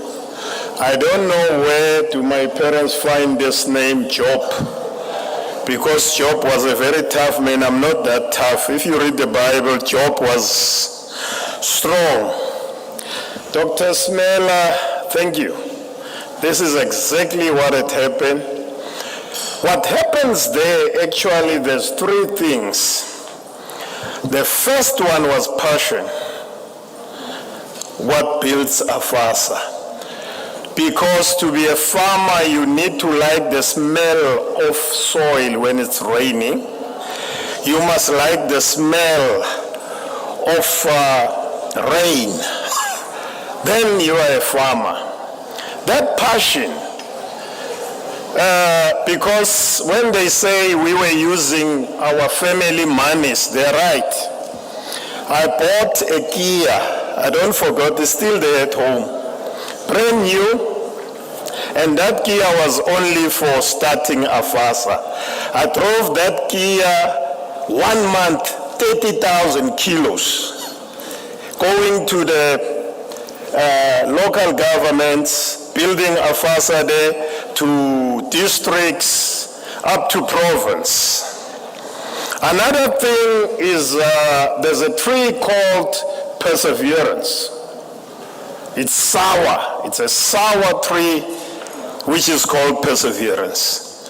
But the fruits are so sweet of perseverance.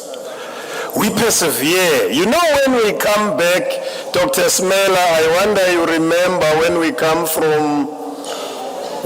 to Mangaung, we were going for elective conference there. And when we came there, Tina said, whoa, you must go back.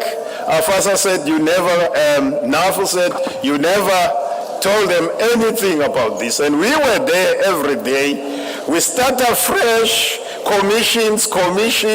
We came back, let alone the last day. I remember my MEC, Umam Candid Mashiho from Pumalanga. When the buses were out passing Delmas, she called me. Dr. Mtombe, tell me, we've got an interdict now. what do we do? I say, come, we are going.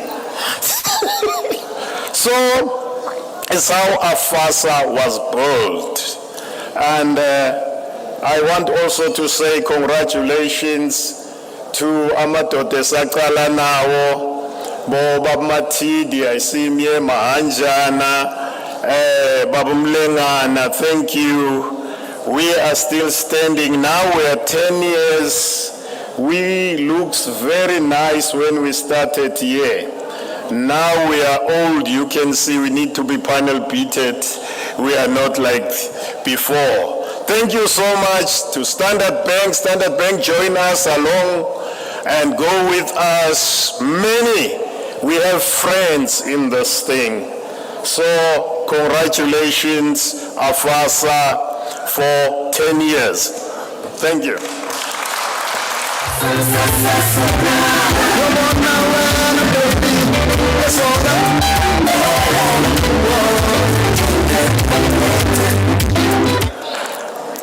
Thank you, Dr.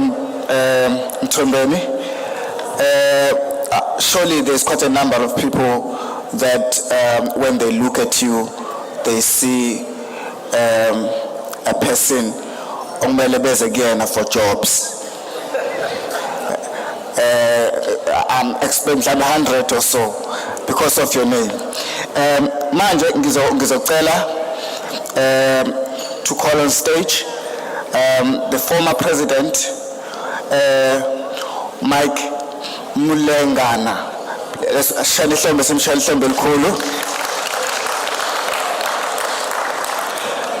There is a car, a Kanyisile, a Kia,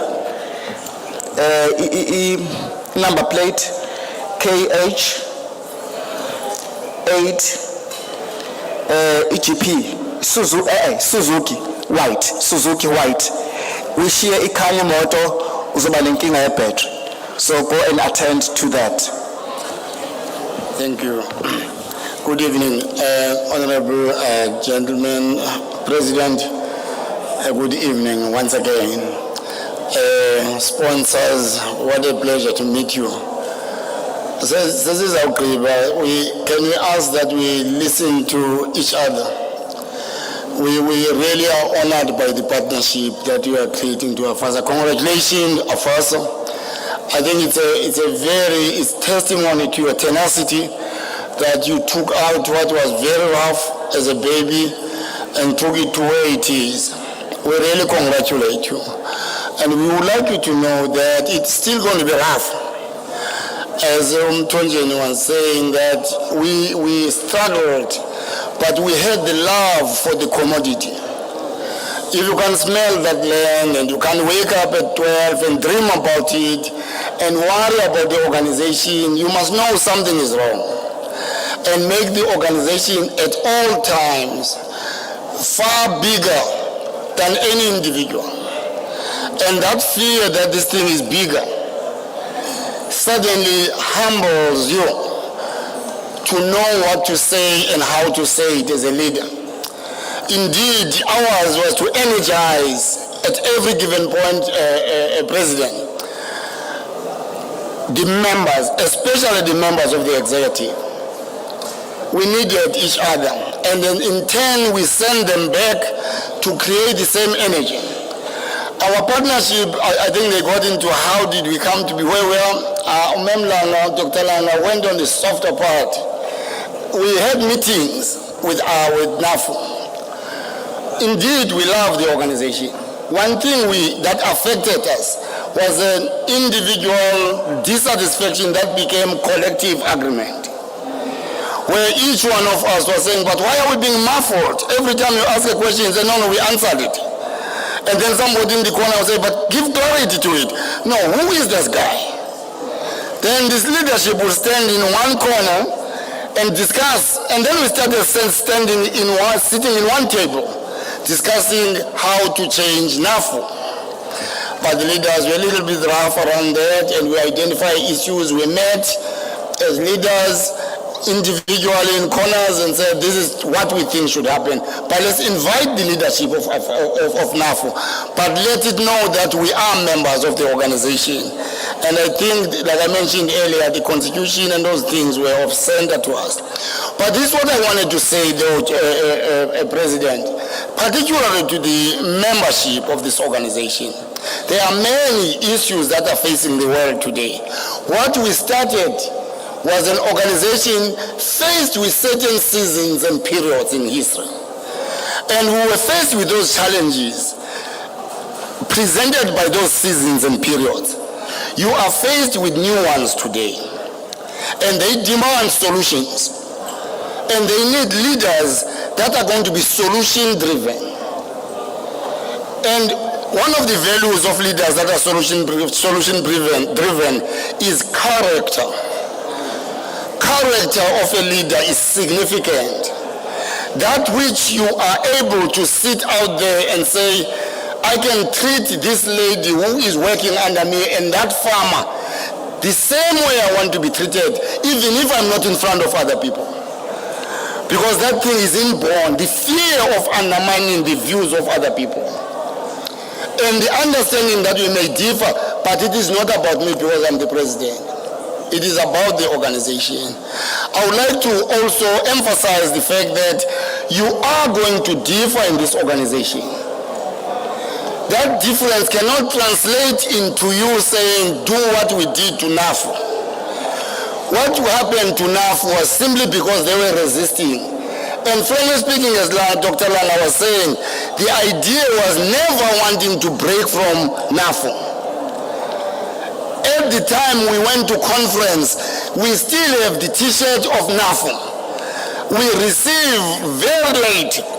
We received an interdict that says those t-shirts, you can't wear them. Then the documents were there, we did not know what to do. By the time we went to conference, we did not know what name are we were no name brand. So what that says though is that there was no plan to take over NAFU. We wish the leadership at that point was able to say what is wrong with the organization. And I want to say that Uba Matlala was not there, so don't think that I refer to him. I like him very much for what he represents, for what he presents to Afasa. The point of unity, you can never succeed without it. So it was really a privilege, once again, to have been given by God to be part of the leadership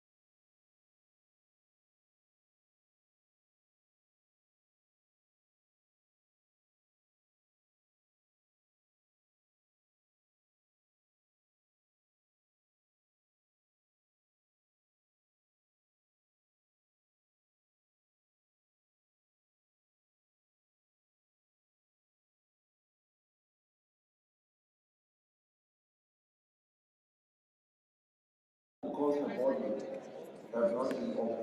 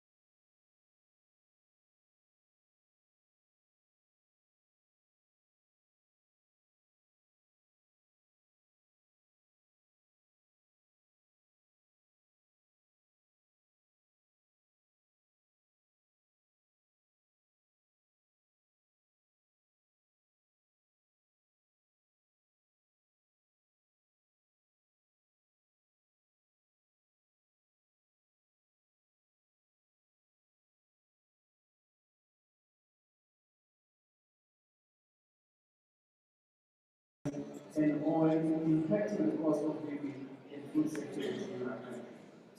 The impact of floods in the province in which we are meeting has in itself also created a stress amongst the farming community.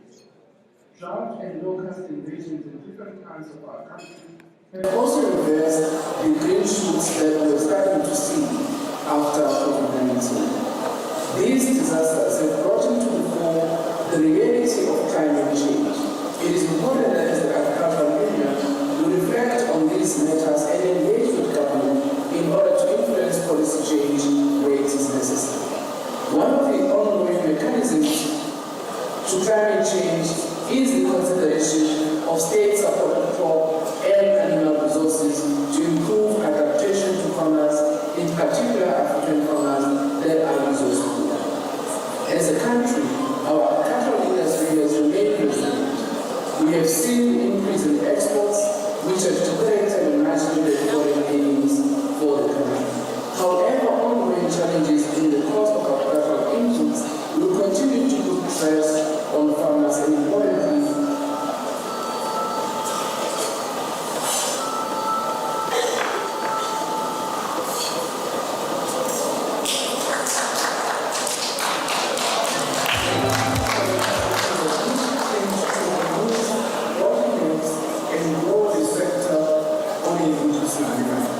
we look forward to the implementation of this plan. We appreciate that there may still be issues that requires further engagement. And this is the issue we have addressed that we will deal with on track 2. The development of the master plan is on a critical step in examining detailed gaps that exist within the sector, such as transformation, limited access to finance, and inclusivity as a meaningful contribution that historically disenfranchised individuals in different subsectors of the agricultural community.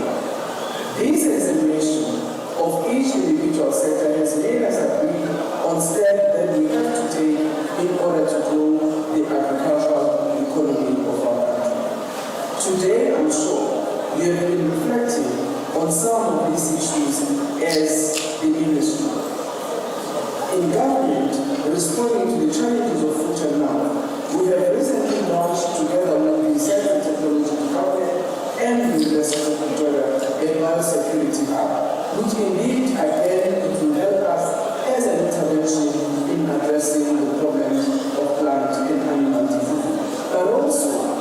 This hub will ensure that we have a science-based information which will also allow us to deal with non-total barriers when it comes to issues of market access. President and members, the chairperson of the Presidential Advisory Panel on Agriculture and Land, the late Dr. Vuyo Makati, was also a president of Afasa, made specific resolutions that sought to address many challenges in this sector in the report that was published in 2019. Government has been implementing these resolutions. Some of these decline the absence of farmer support, agricultural finance, tenure reform, water access, and others. Matters which I think that leads to a year today, the government have also touched on. Implementation has commenced on some of these measures. Government developed and approved two policies, namely the beneficiary selection and land allocation policy, as well as the land regulation policy, to accelerate land reform and bring transparency in the selection of deserving land beneficiaries. At the moment, the Interministerial Committee is also reflecting on the matter that you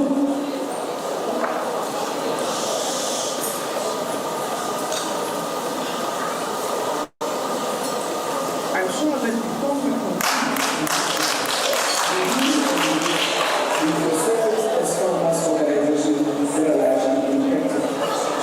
We also know that there are challenges with respect to agricultural finance, and I'm happy that the land bank, particularly its new board, as well as management, have actually looked at how to restart supporting farmers.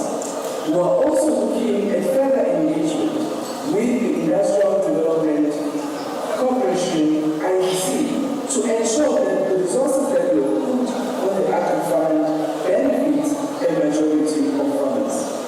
Engagement with farmers' organization on an ongoing basis is an important element that will ensure that we are able to appraise one another about matters of importance in the sector.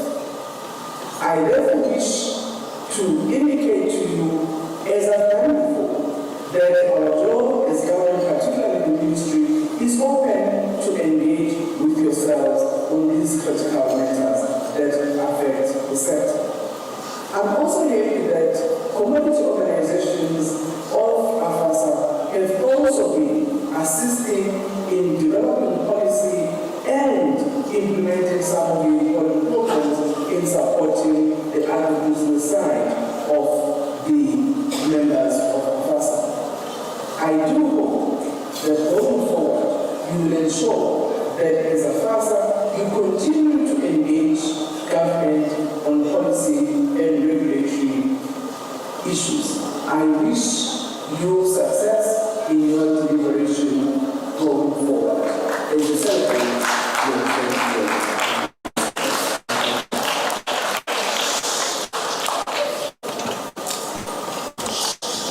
Thank you so much, Minister, for the words of support. It's quite encouraging. Now we are going, I want to find out, are we going to have a main meal and dessert thereafter? Because normally we eat some and we leave a gap. We're hoping that by this time we would be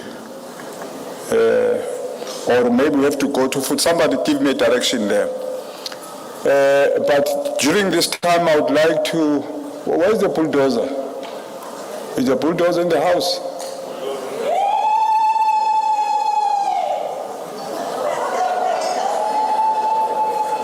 Hayi engazuthi khona into zakhe ngapha.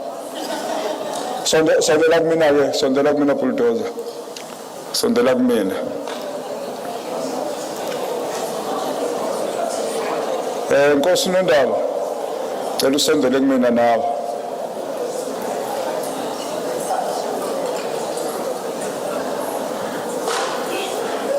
Ngicela nabasiphethela indaba, ubani le kikiza lapha ya?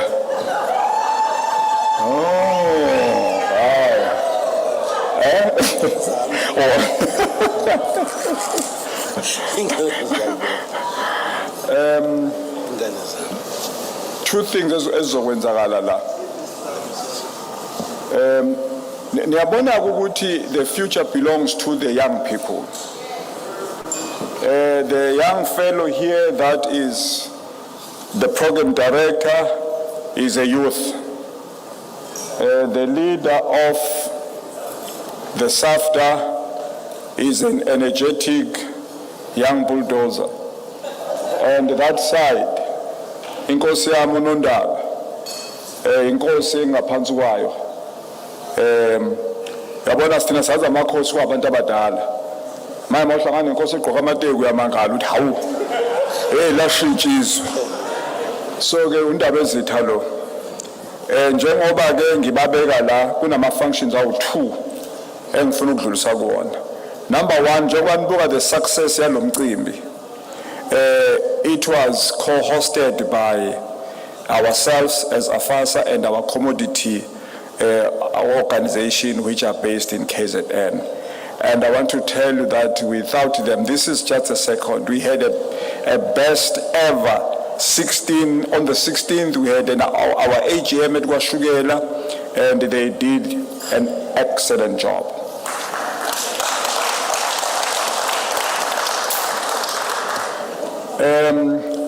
Ndaba ezitha la manje angazi ngizama ukucabanga ukuthi ngizosuke ngimfaka amazwi emlonyeni kanti mhlambe uzohlawuliswa yena kanti mina I always get away with murder ngoba ngimane ngisho ukuthi nginzalo kaThayela yize ngimdala kodwa ngikhule ngihlangahlanganisa khona la. Ndaba ezitha we had requested ukuthi when the South Africa was coming to KZN, we wanted His Majesty the King, Misuzulu, to come and welcome us in his soil. Because we are not allowed in the Zulu Kingdom to make noise without informing His worship. But unfortunately, as we are all aware, he's been involved in a lot of activities. And as a result, he could not make it. Unkosi Zondi was the one that was leading the discussion that was to go esigodlweni ukuyokhuleka siphinde sithule inhlangano yabalimi siphinde futhi sikhuluma indaba yomhlaba ukuthi abalimi abawuthola umhlaba ukuze bakwazi ukukhiqiza wona. Ngifuna ukumbonga ke emalingeni akhe awenza ezama ukwenza sure ukuthi siyafika esigodlweni. Namhlanje ke ngithe imanizokhumbula umhla 16 ade silapha kwaShukela ngiyakhumbula khona uJobe abantu abasesigodlweni noGatsheni abafikile hawu ngikhuluma hawu kanti uwozela hawu wacishe ngathi hawu uphi wahamba wedwa manje wozani zona nizoyenza nini le announcement awu ngithi ngiyanikhulumela kanti nikhona la. So ke bulldozer into esemqoka ke ezoshoyela abantu ukuthi isicelo sethu samukelekile. So manje simenyiwe bazosho la ukuthi sonke kumele idubukele siyokhuza ubayede ekhaya. But wena ke ebengifuna ukwenza manje ngifuna njenge co-host usiphethe amazwi okubonga nokusupport bese ngidedela kwindaba ezitha ukuthi bese beyasifaka isimemo emva kwaloko bese ke siugoqa lo mcimbi wethu ngokunikezela abalandelayo.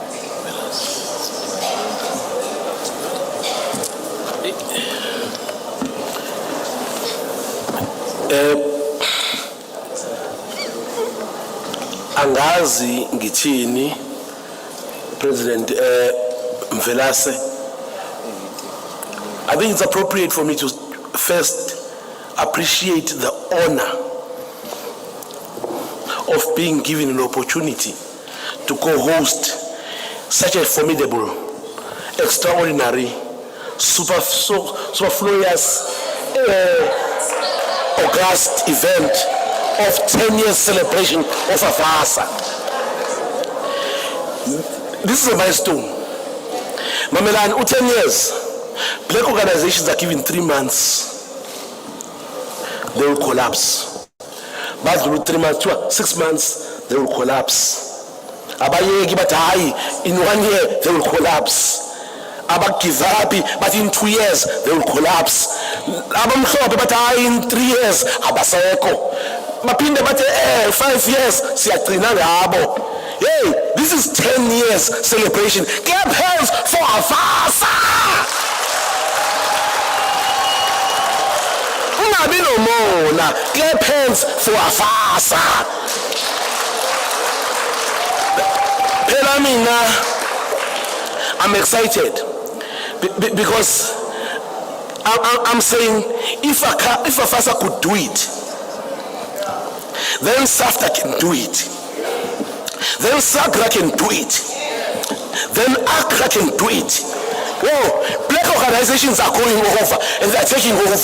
It means, watch out, we are taking over our economy. So I've been tasked to appreciate and thank everybody for this. Mina, I'm celebrating already because if Afasa could do it, then I know. Nati usel 10 years. Must just feel about the because of 30 years, 50 years, 100 years. So right here history. The history from the economy, we are writing our own history. And Afasa has led with an example. 10 years is a milestone. I've got SAFTA here. I've got SAFTA leadership from executive, from hello. I don't want people to trivialize SAFTA to think it's Dr. Madlala nje. SAFTA is an organization. I think colleagues saw it yesterday. We are an organization that has taken over the sugar industry, but we haven't finished yet because we haven't started our milling sector. We want to mill our sugar cane so that we can supply you sugar. The sugar you eat here, you must say it from Gogo Mavundla, and then you say, I'm eating sugar from Gogo Mavundla. Until that is done, we're not done with transforming the sugar industry, and then we transform the rest of the industries. Okay, I'm excited that we are in this event today, and as I've said, I paid respect to the SAFTA leadership. From SAFTA, they're here because SAFTA has learned to what black people have to do it for themselves. Black people, we are on their own. I'm sorry. Who believe we are on our own. I don't know if you know that. When you have to buy fertilizer, you're on your own. You buy from them, you're on your own. Thank God we've got our own fertilizer company. But anyway, celebrate the 10 years of existence, because it means we will sustain black participation in the agri sector and ownership of the agri sector, because we are the consumers.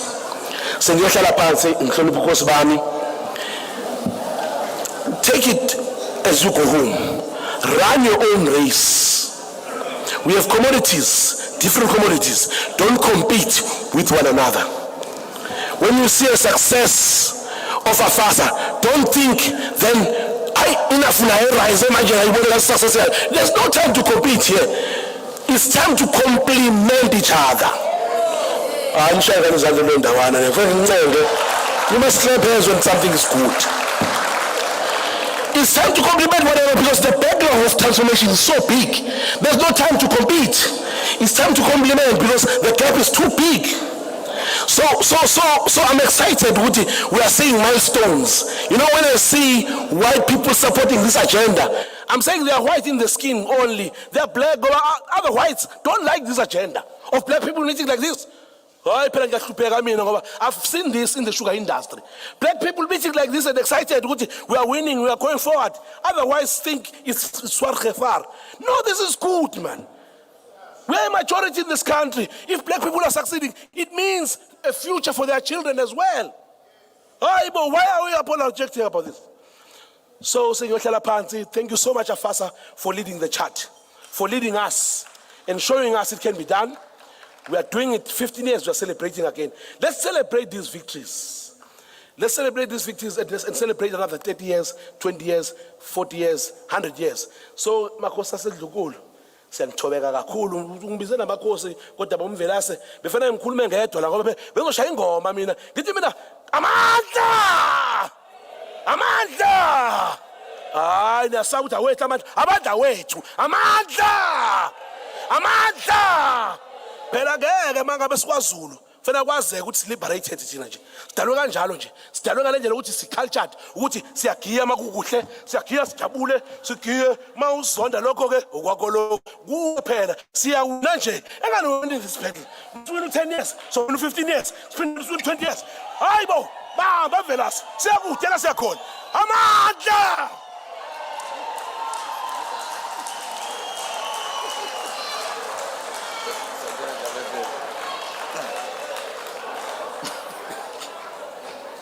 Sanibonani nabesila. Ninjani nabamdlokombani? Sakhuleka emakhosini, sakhuleka lekhaya, sakhuleka na president nethimba lonke. On behalf of His Majesty, there's something that he said to me earlier on today. He said that there's a woman which calls a rose that grows in the concrete. There's a male that is a pillar. If you combine the two, they're what you call a black excellence. There's the word that coming from His Majesty. Nina bamdlokombane misela KwaZulu Natal ngokukhulu ukuzithoba sike sithi hebe hebe lo khuluma ugatsheni bobendeza umsombuzo lumpongo uzikela inkomo ezidla ekhaya kubesole belusi bathi mqabula ngquthu wena wavela enkabeni nali ithimbe ngihamba la lo jobosimakade ngiyakhuleka kunena bezulu.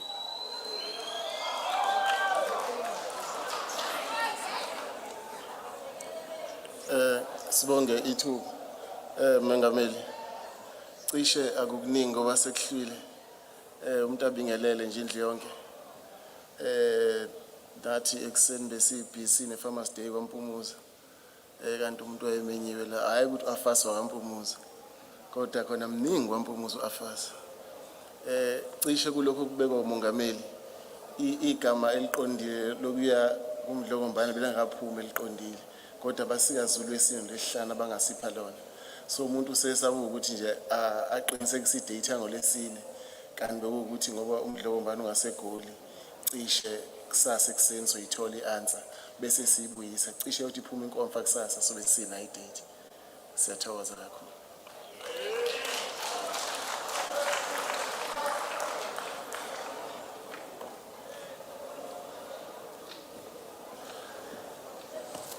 Bayeti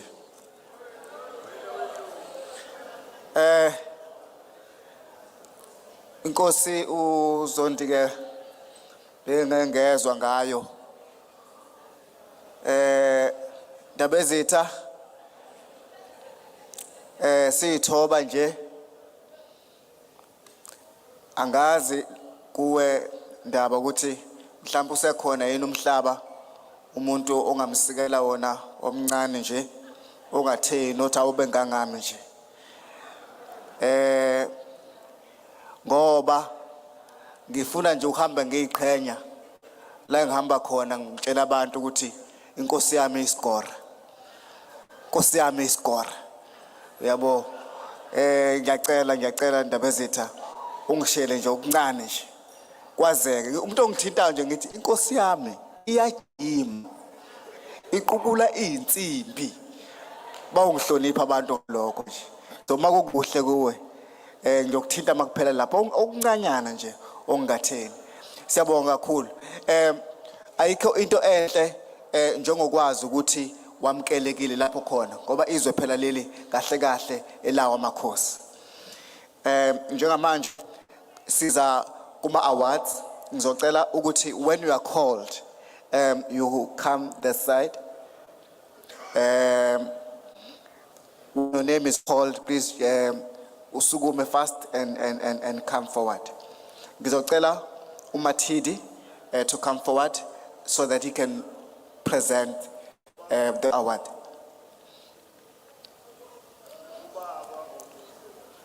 Akubhalwanga nje kubhalwe kanjalo. Umhlonishwa lo umnomzane uMr ubaba ohloniphekile kakhulu ngicela simshayele ihlombe elikhulu ubaba Mathidi. Yazi ngitshela izoqhamuka into enganyana encane nje uMathidi nyana hawu kanti umhlonishwa. Siyabonga kakhulu baba. Thank you, Program Director. Angiyazi kahle because nani angazi ukuthi ngesizulu bathini. So whether you baba or not baba, I'm comfortable as long as I've heard my name.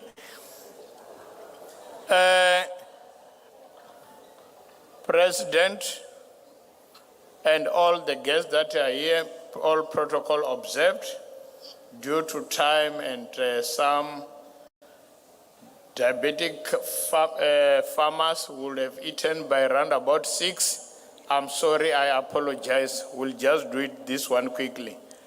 And for people who have to receive these awards, where are they? Sure, you guys. Oh yeah, they are there. I thought it was an award by just calling the name, then you said you have got it.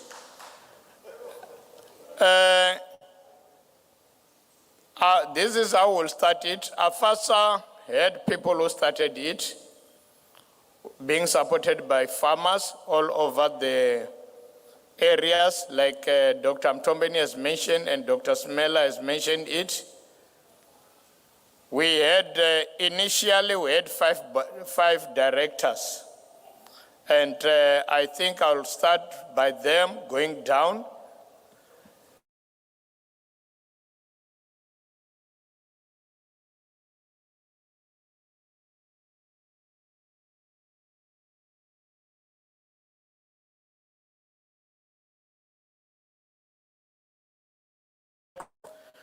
For those who know him, while he's coming up, he is the one when we were at Birchwood. You know, he stopped the whole Congress. I don't know how he was doing it. He stopped it by salute, like it looks like they've practiced until they had to negotiate with him to come back to the hall. And then Northwestern Cape managed to join us. But Klute wanted to, what do we call this when people, usually they do it like in strike. What were you doing there, Klute? Trying to sabotage the formation of Afasa, but anyway, thank you, welcome. President, where are you?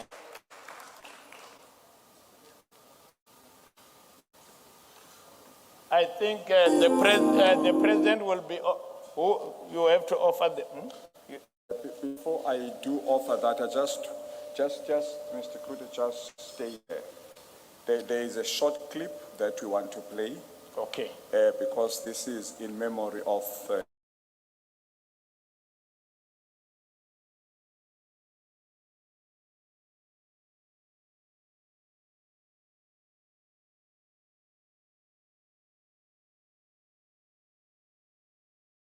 our late doctor and the contribution that she made. If we can just play the video, and then from there you'll be calling names. And Mlengana, if you may come to the stage so that you assist me in giving the awards. Klute, don't leave. I've finished talking about you. Wait. Don't be surprised, farmers. It's how farmers do things. Disease just comes sometimes while we're busy working at the field. Can you please play it?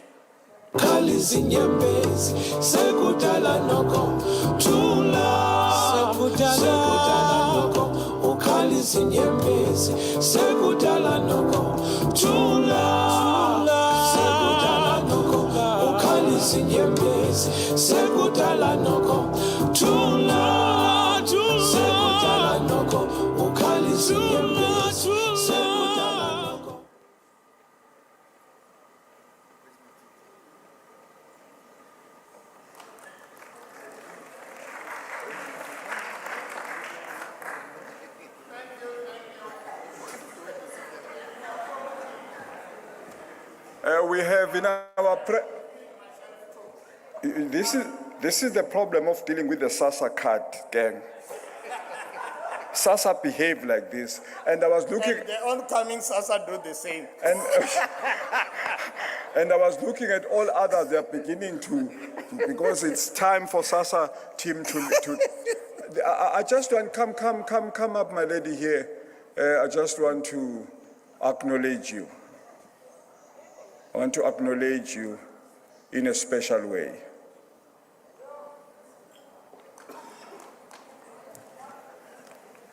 What's your name again? What's your name?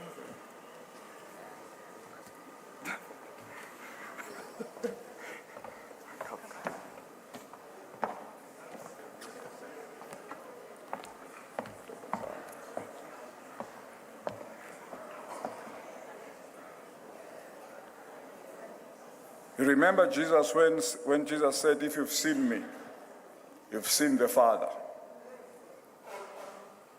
This is the daughter of our late president, who made the greatest impact, not only to us. We want to say we thank you so much for the sacrifice that you did as children to allow us to take your mom away from you. And your mom was so special. She served us with excellency, and we'll be forever proud of her contribution. Thus today, I want you to join with me here as we give the awards in memory, in loving memory, in honor of your dearest mom, Dr. Vuyo Mahlati.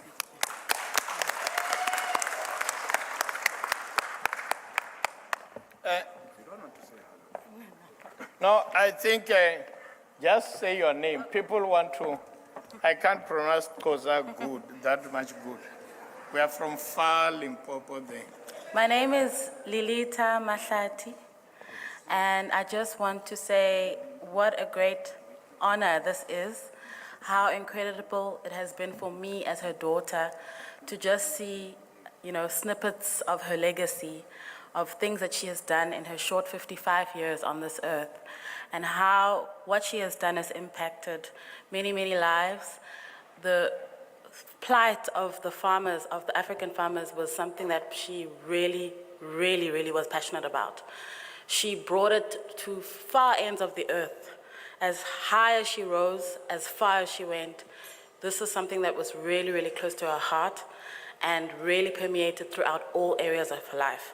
So he says about the sacrifice, it was really our honor as children, and we're just so, so proud of the work that Afasa has done today. Congratulations, and I feel so incredibly privileged to be here today. Thank you.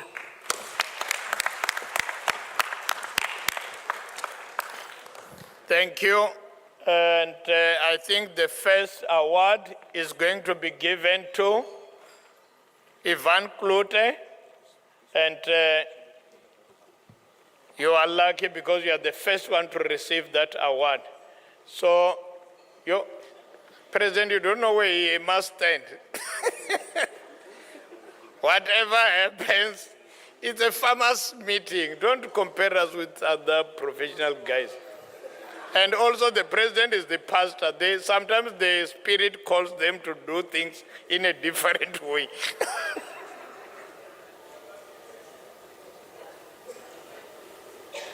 Okay. I think Klute, for those who also don't know Klute, he's the one of the people who once fought for the land and then got it under this new government. And they couldn't give it to him. He took them to court and different places. At the end, Klute now owns the land. Klute, thank you. And then I don't know who, the second one, I'll request Dr. Little Smeller to come and get an award.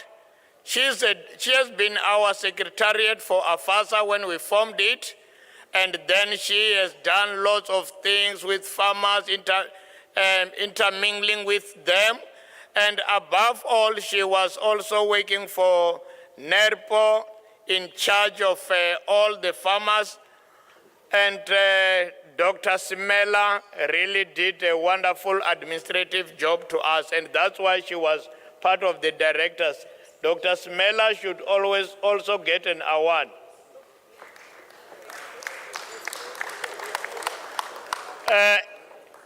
And it looks like Mike Mlengana knows that he was also a director, and then he was one of the first directors of Afasa and the first president of Afasa.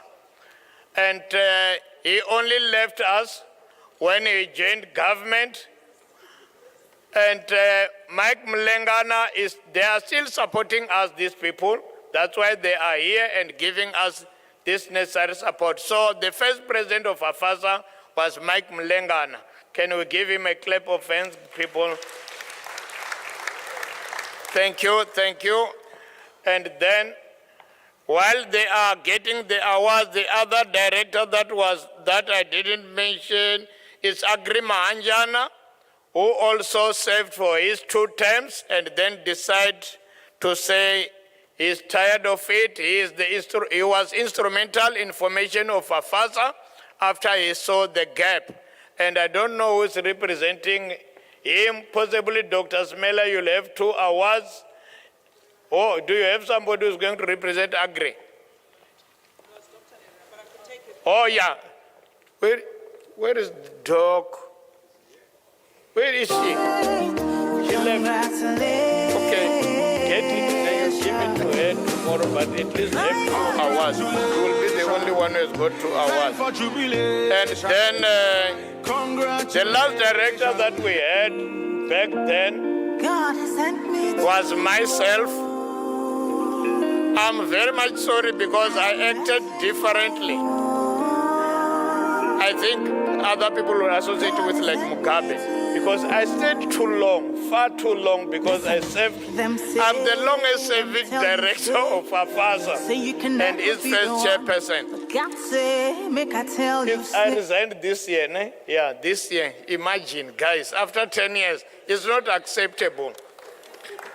And what I like about this award is just telling me, shut up, don't mess up with us again. We know where we are going. Thank you, guys, for keeping us quiet. Do I have to get it? Oh, yeah. Let me take a picture. Thank you, thank you. God is good. Yes, you will come again with a new song of praise. God is good. Oh, okay. Ladies and gentlemen, Afasa was formed by different leaders from different provinces. And I will start with Free State. There was Shadrach Mbele, who was the first. We used to call ourselves presidents until Mike realized that there are lots of presidents, is getting confused. So that's why now you are called chairperson. But at first we were all presidents in the provinces. So the first president of Free State was Shadrach Mbele, and I'm not sure whether he's in here or being represented. I didn't see him. I'm moving on. And then the second one was in Gauteng. There was a Dr. Mama Rapesu. We used to call, where is he? We used to call him pound for pound because in the meeting he would say pound for pound. That's what, and he told me that he was told that from NAFU to say, go to Afasa and say, let's pound for pound. Where are you? Dr. Rapesu, my old man from also Limpopo, even though you are, Aniri Gauteng is Limpopo. You all know about that one, obviously. Dr. Rapesu, come and get your award. congratulations, you're in the glory. That's why I say we are the Shut Up group. You see, it's a Sasa on the move. But lots of wisdom there. Okay, and then we also have Dr. Job Mutombeni, the man who spent 30,000 kilometers. Do you remember, Dr. Job, while you are coming this side, that for all the efforts of 30,000 kilometers, they only claimed that you were given to arrange all these things going up and down was only 20,000 rand. And there was nothing that we got. People thought we were enjoying it until we were working for them. Give hands for him. And I don't know how you were dealing with it, because you are a pastor. Obviously, you were missing some Sundays, and or else maybe you were getting lots of temptation on the way, Pastor. Sorry. And then we also have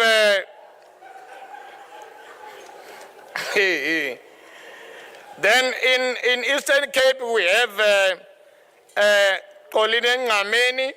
I don't know who's representing Ngameni from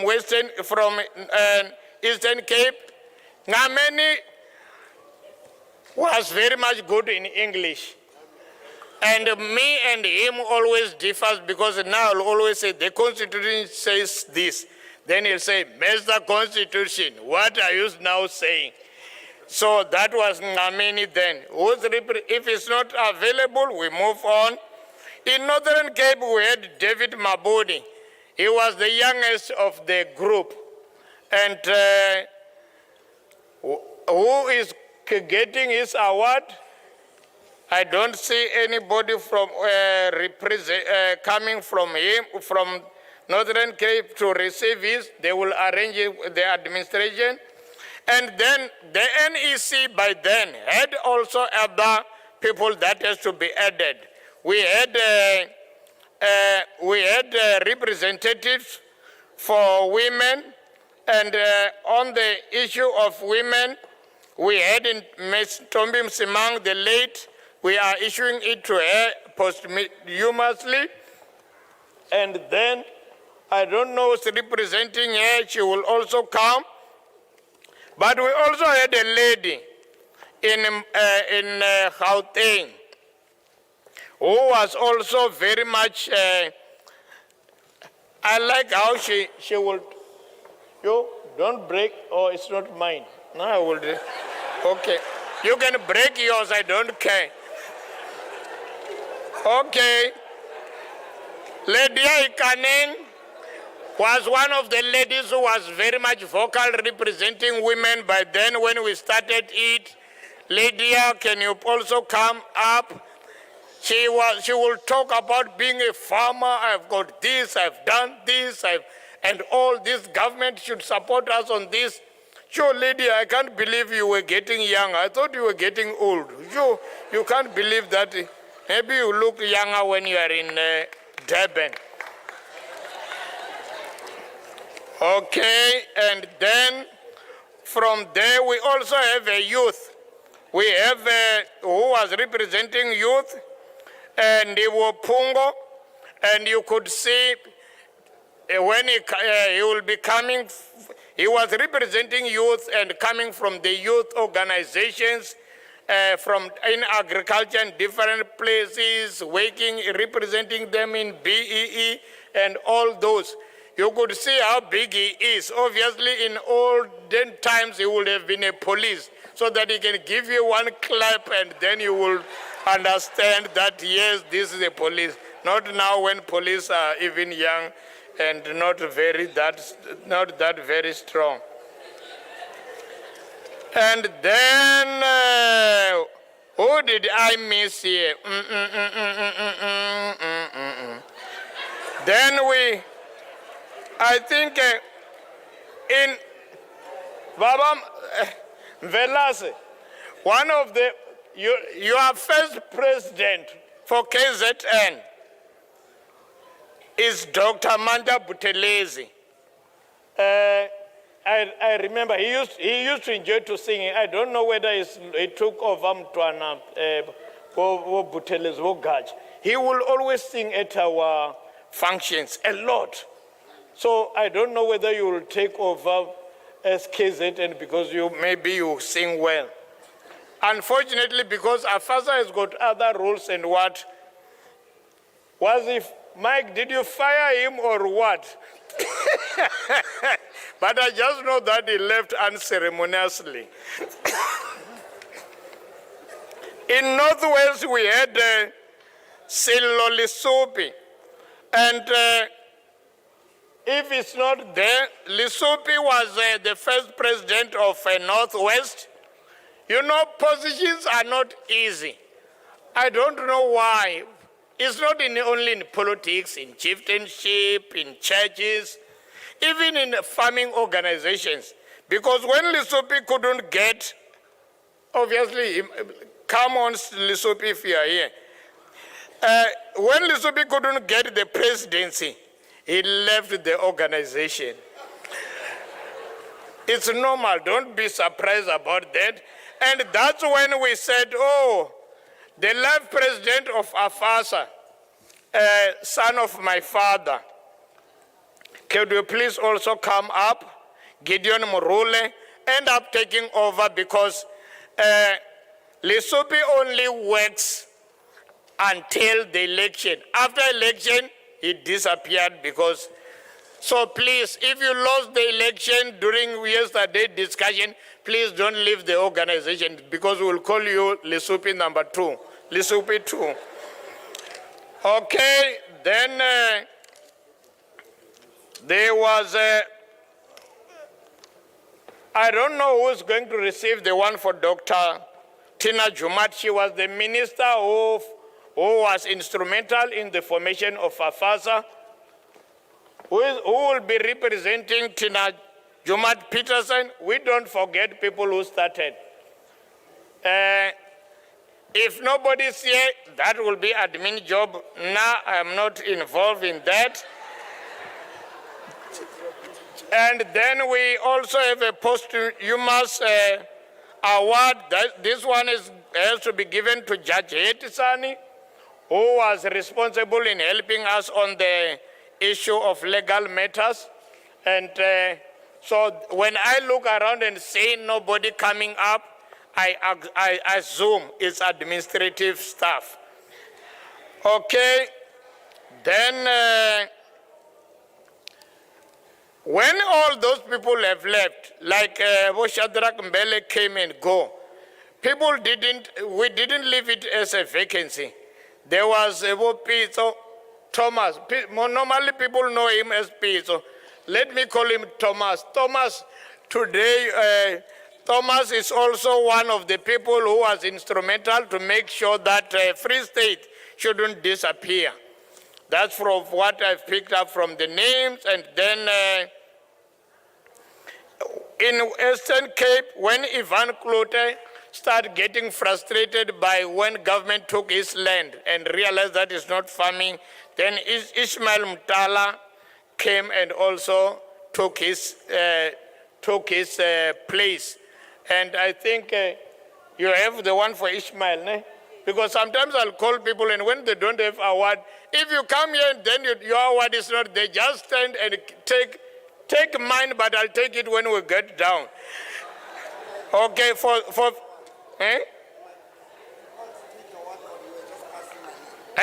I think your name is written in, it has been typed, so it means you have got an award.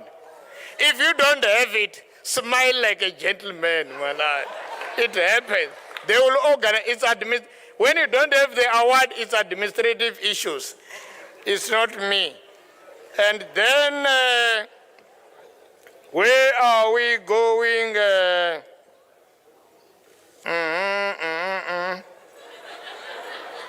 It looks like, I should ask the administrators, these people whose names are written in ballpoints, do they still have award there? I don't just want to embarrass somebody to exercise unnecessarily to the front. Which ones do you have? This one. Okay. And Mahlati. Okay, yeah, this one. All right. Now, I think if you were sitting there waiting for the award, please forgive me. Please forgive me. I didn't do it intentionally. It is administrative staff if they didn't do their work properly. Some have been left in the car. Where's the Rufuno? Go and get those ones that are not available here. You will distribute them during our dinner. Okay. Then there is one award, which were the 2 awards that I've left behind. The one is for, because it looks like Umfundisi Mvelase was starting to worry, what's happening? Why don't I get an award? Okay, Mvelase, you helped when there was no leader, and we really thank you about that. Mvelase, when I say Mvelase, it's Agm Tembo. In Zulus, when you call people by their clan names, they feel so good. Mvelase, you can also receive your award. Yeah. Yours? Eh? No, but there was an award which we are missing for the lady, Mrs. Eastern King, who was part of Afasa. What was it? Eh? Eh? They will arrange it. No, it's there, the name. Wait, where is it? Come and show me. Now I don't have a problem. Now I'm just reading. Come and show me. I've tried to wear the glasses. Yeah, I think let them speak while now I read. Okay, because if I read this one, it's the last one. So any other award that is missing, they will arrange it from the they will arrange it from administration. Because this one is in final, we said in conclusion, not like how the pastors do conclusion 3 times or 4 times. And now I'm doing it like when they said if the king or the chief says something, it means it's over. The rest that comes is about announcement and vote of thanks. Ladies and gentlemen, oh, ish, how can I forget? Where is it? Oh, I did it intentionally. Where are you, my dear? Sometimes when you are very close to people, you want to avoid, you want to show like you are not doing corruption or what you are trying to avoid them. Ladies and gentlemen, we also have an award that has to be given to Zoleka Ntaluba. She was instrumental in the formation of Afasa. She was a director of NERPO, and then I think she was a director of NERPO with where is what Dr. Smeller. In the true sense, she's part of the formation of Afasa. She's so quiet, you won't believe it, but the wisdom behind her are immeasurable. I just wanted to have this. Please give. So, all right. And lastly, it has been mentioned that Afasa has decided to offer these awards on a yearly basis. It won't be to these guys. I've said these guys, they travel their journey, it has come to an end. Let the fresh new ideas, let the organization move forward. Don't always say, we used to do this and this. Let the people move on. Lots of things are new. You don't even know how technology works or cell phone works. So you just want to start writing minutes in papers, and you want a fiscal meeting whereas there is a Zoom and stuff. So let the new people who are leading make sure that the organization move forward. And then this idea is to make sure that everybody in the future, we shouldn't forget the good deeds of people who have done a lot for our organization. So everybody has got this award. It might be Afasa because Afasa is the main surname, but it is being driven by the good work that our late leader, the first woman who became the leader of a farming organization in South Africa, that's where I'm sure, maybe even in Africa, Dr. Vuyo Mahlati. And we are offering this one posthumously, and we are offering it to her daughter. So this time the offering of these awards changes differently. I think because this is the main award, the former president, the original president, the first president, and so she has to be given it by president. If you are at the back there and you are the president, I mean national, because I need to be president even district-wide. When you are not the president, first let the president take the picture. Go and get yours. You'll get yours. Tomasi, first go back and the president will go. Then you as the chairperson, all the chairperson will have enough time to take photos with them. Are the photos enough? Thank you. But you were not smiling, guys. Please smile. Cheese. Jesus. Yeah, it's also good. I think the job that I was given, I didn't miss any award most. I think you were all taking the picture. Sasa will take number 1 to go down. The rest, the next Sasa follows. Then the rest follows. Thank you, guys. Let's enjoy our meal.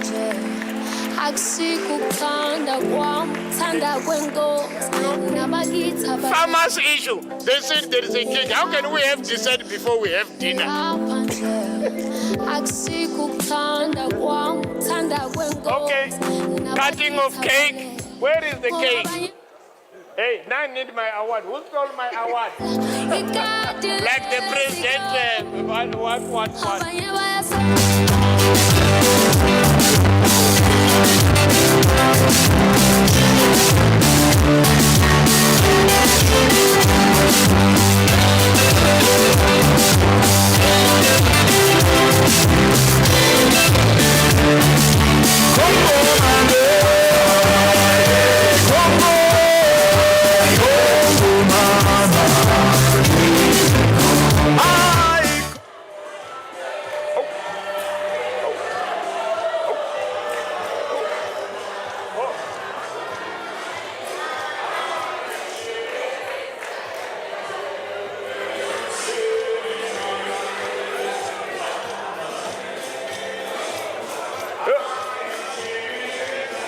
Alizi cake. Oh.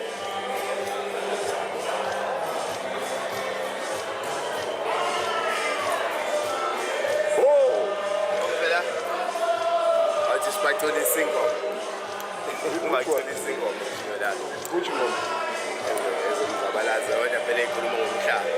I celebrate.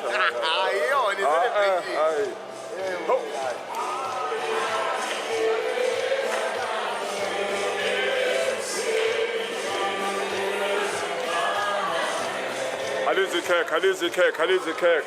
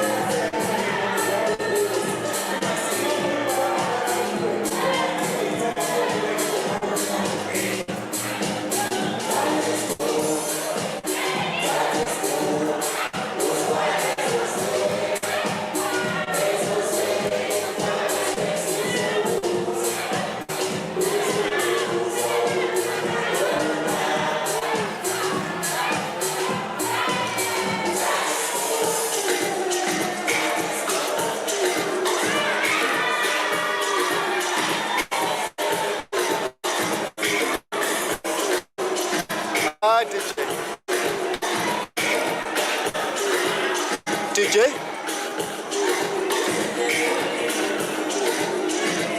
1, 2.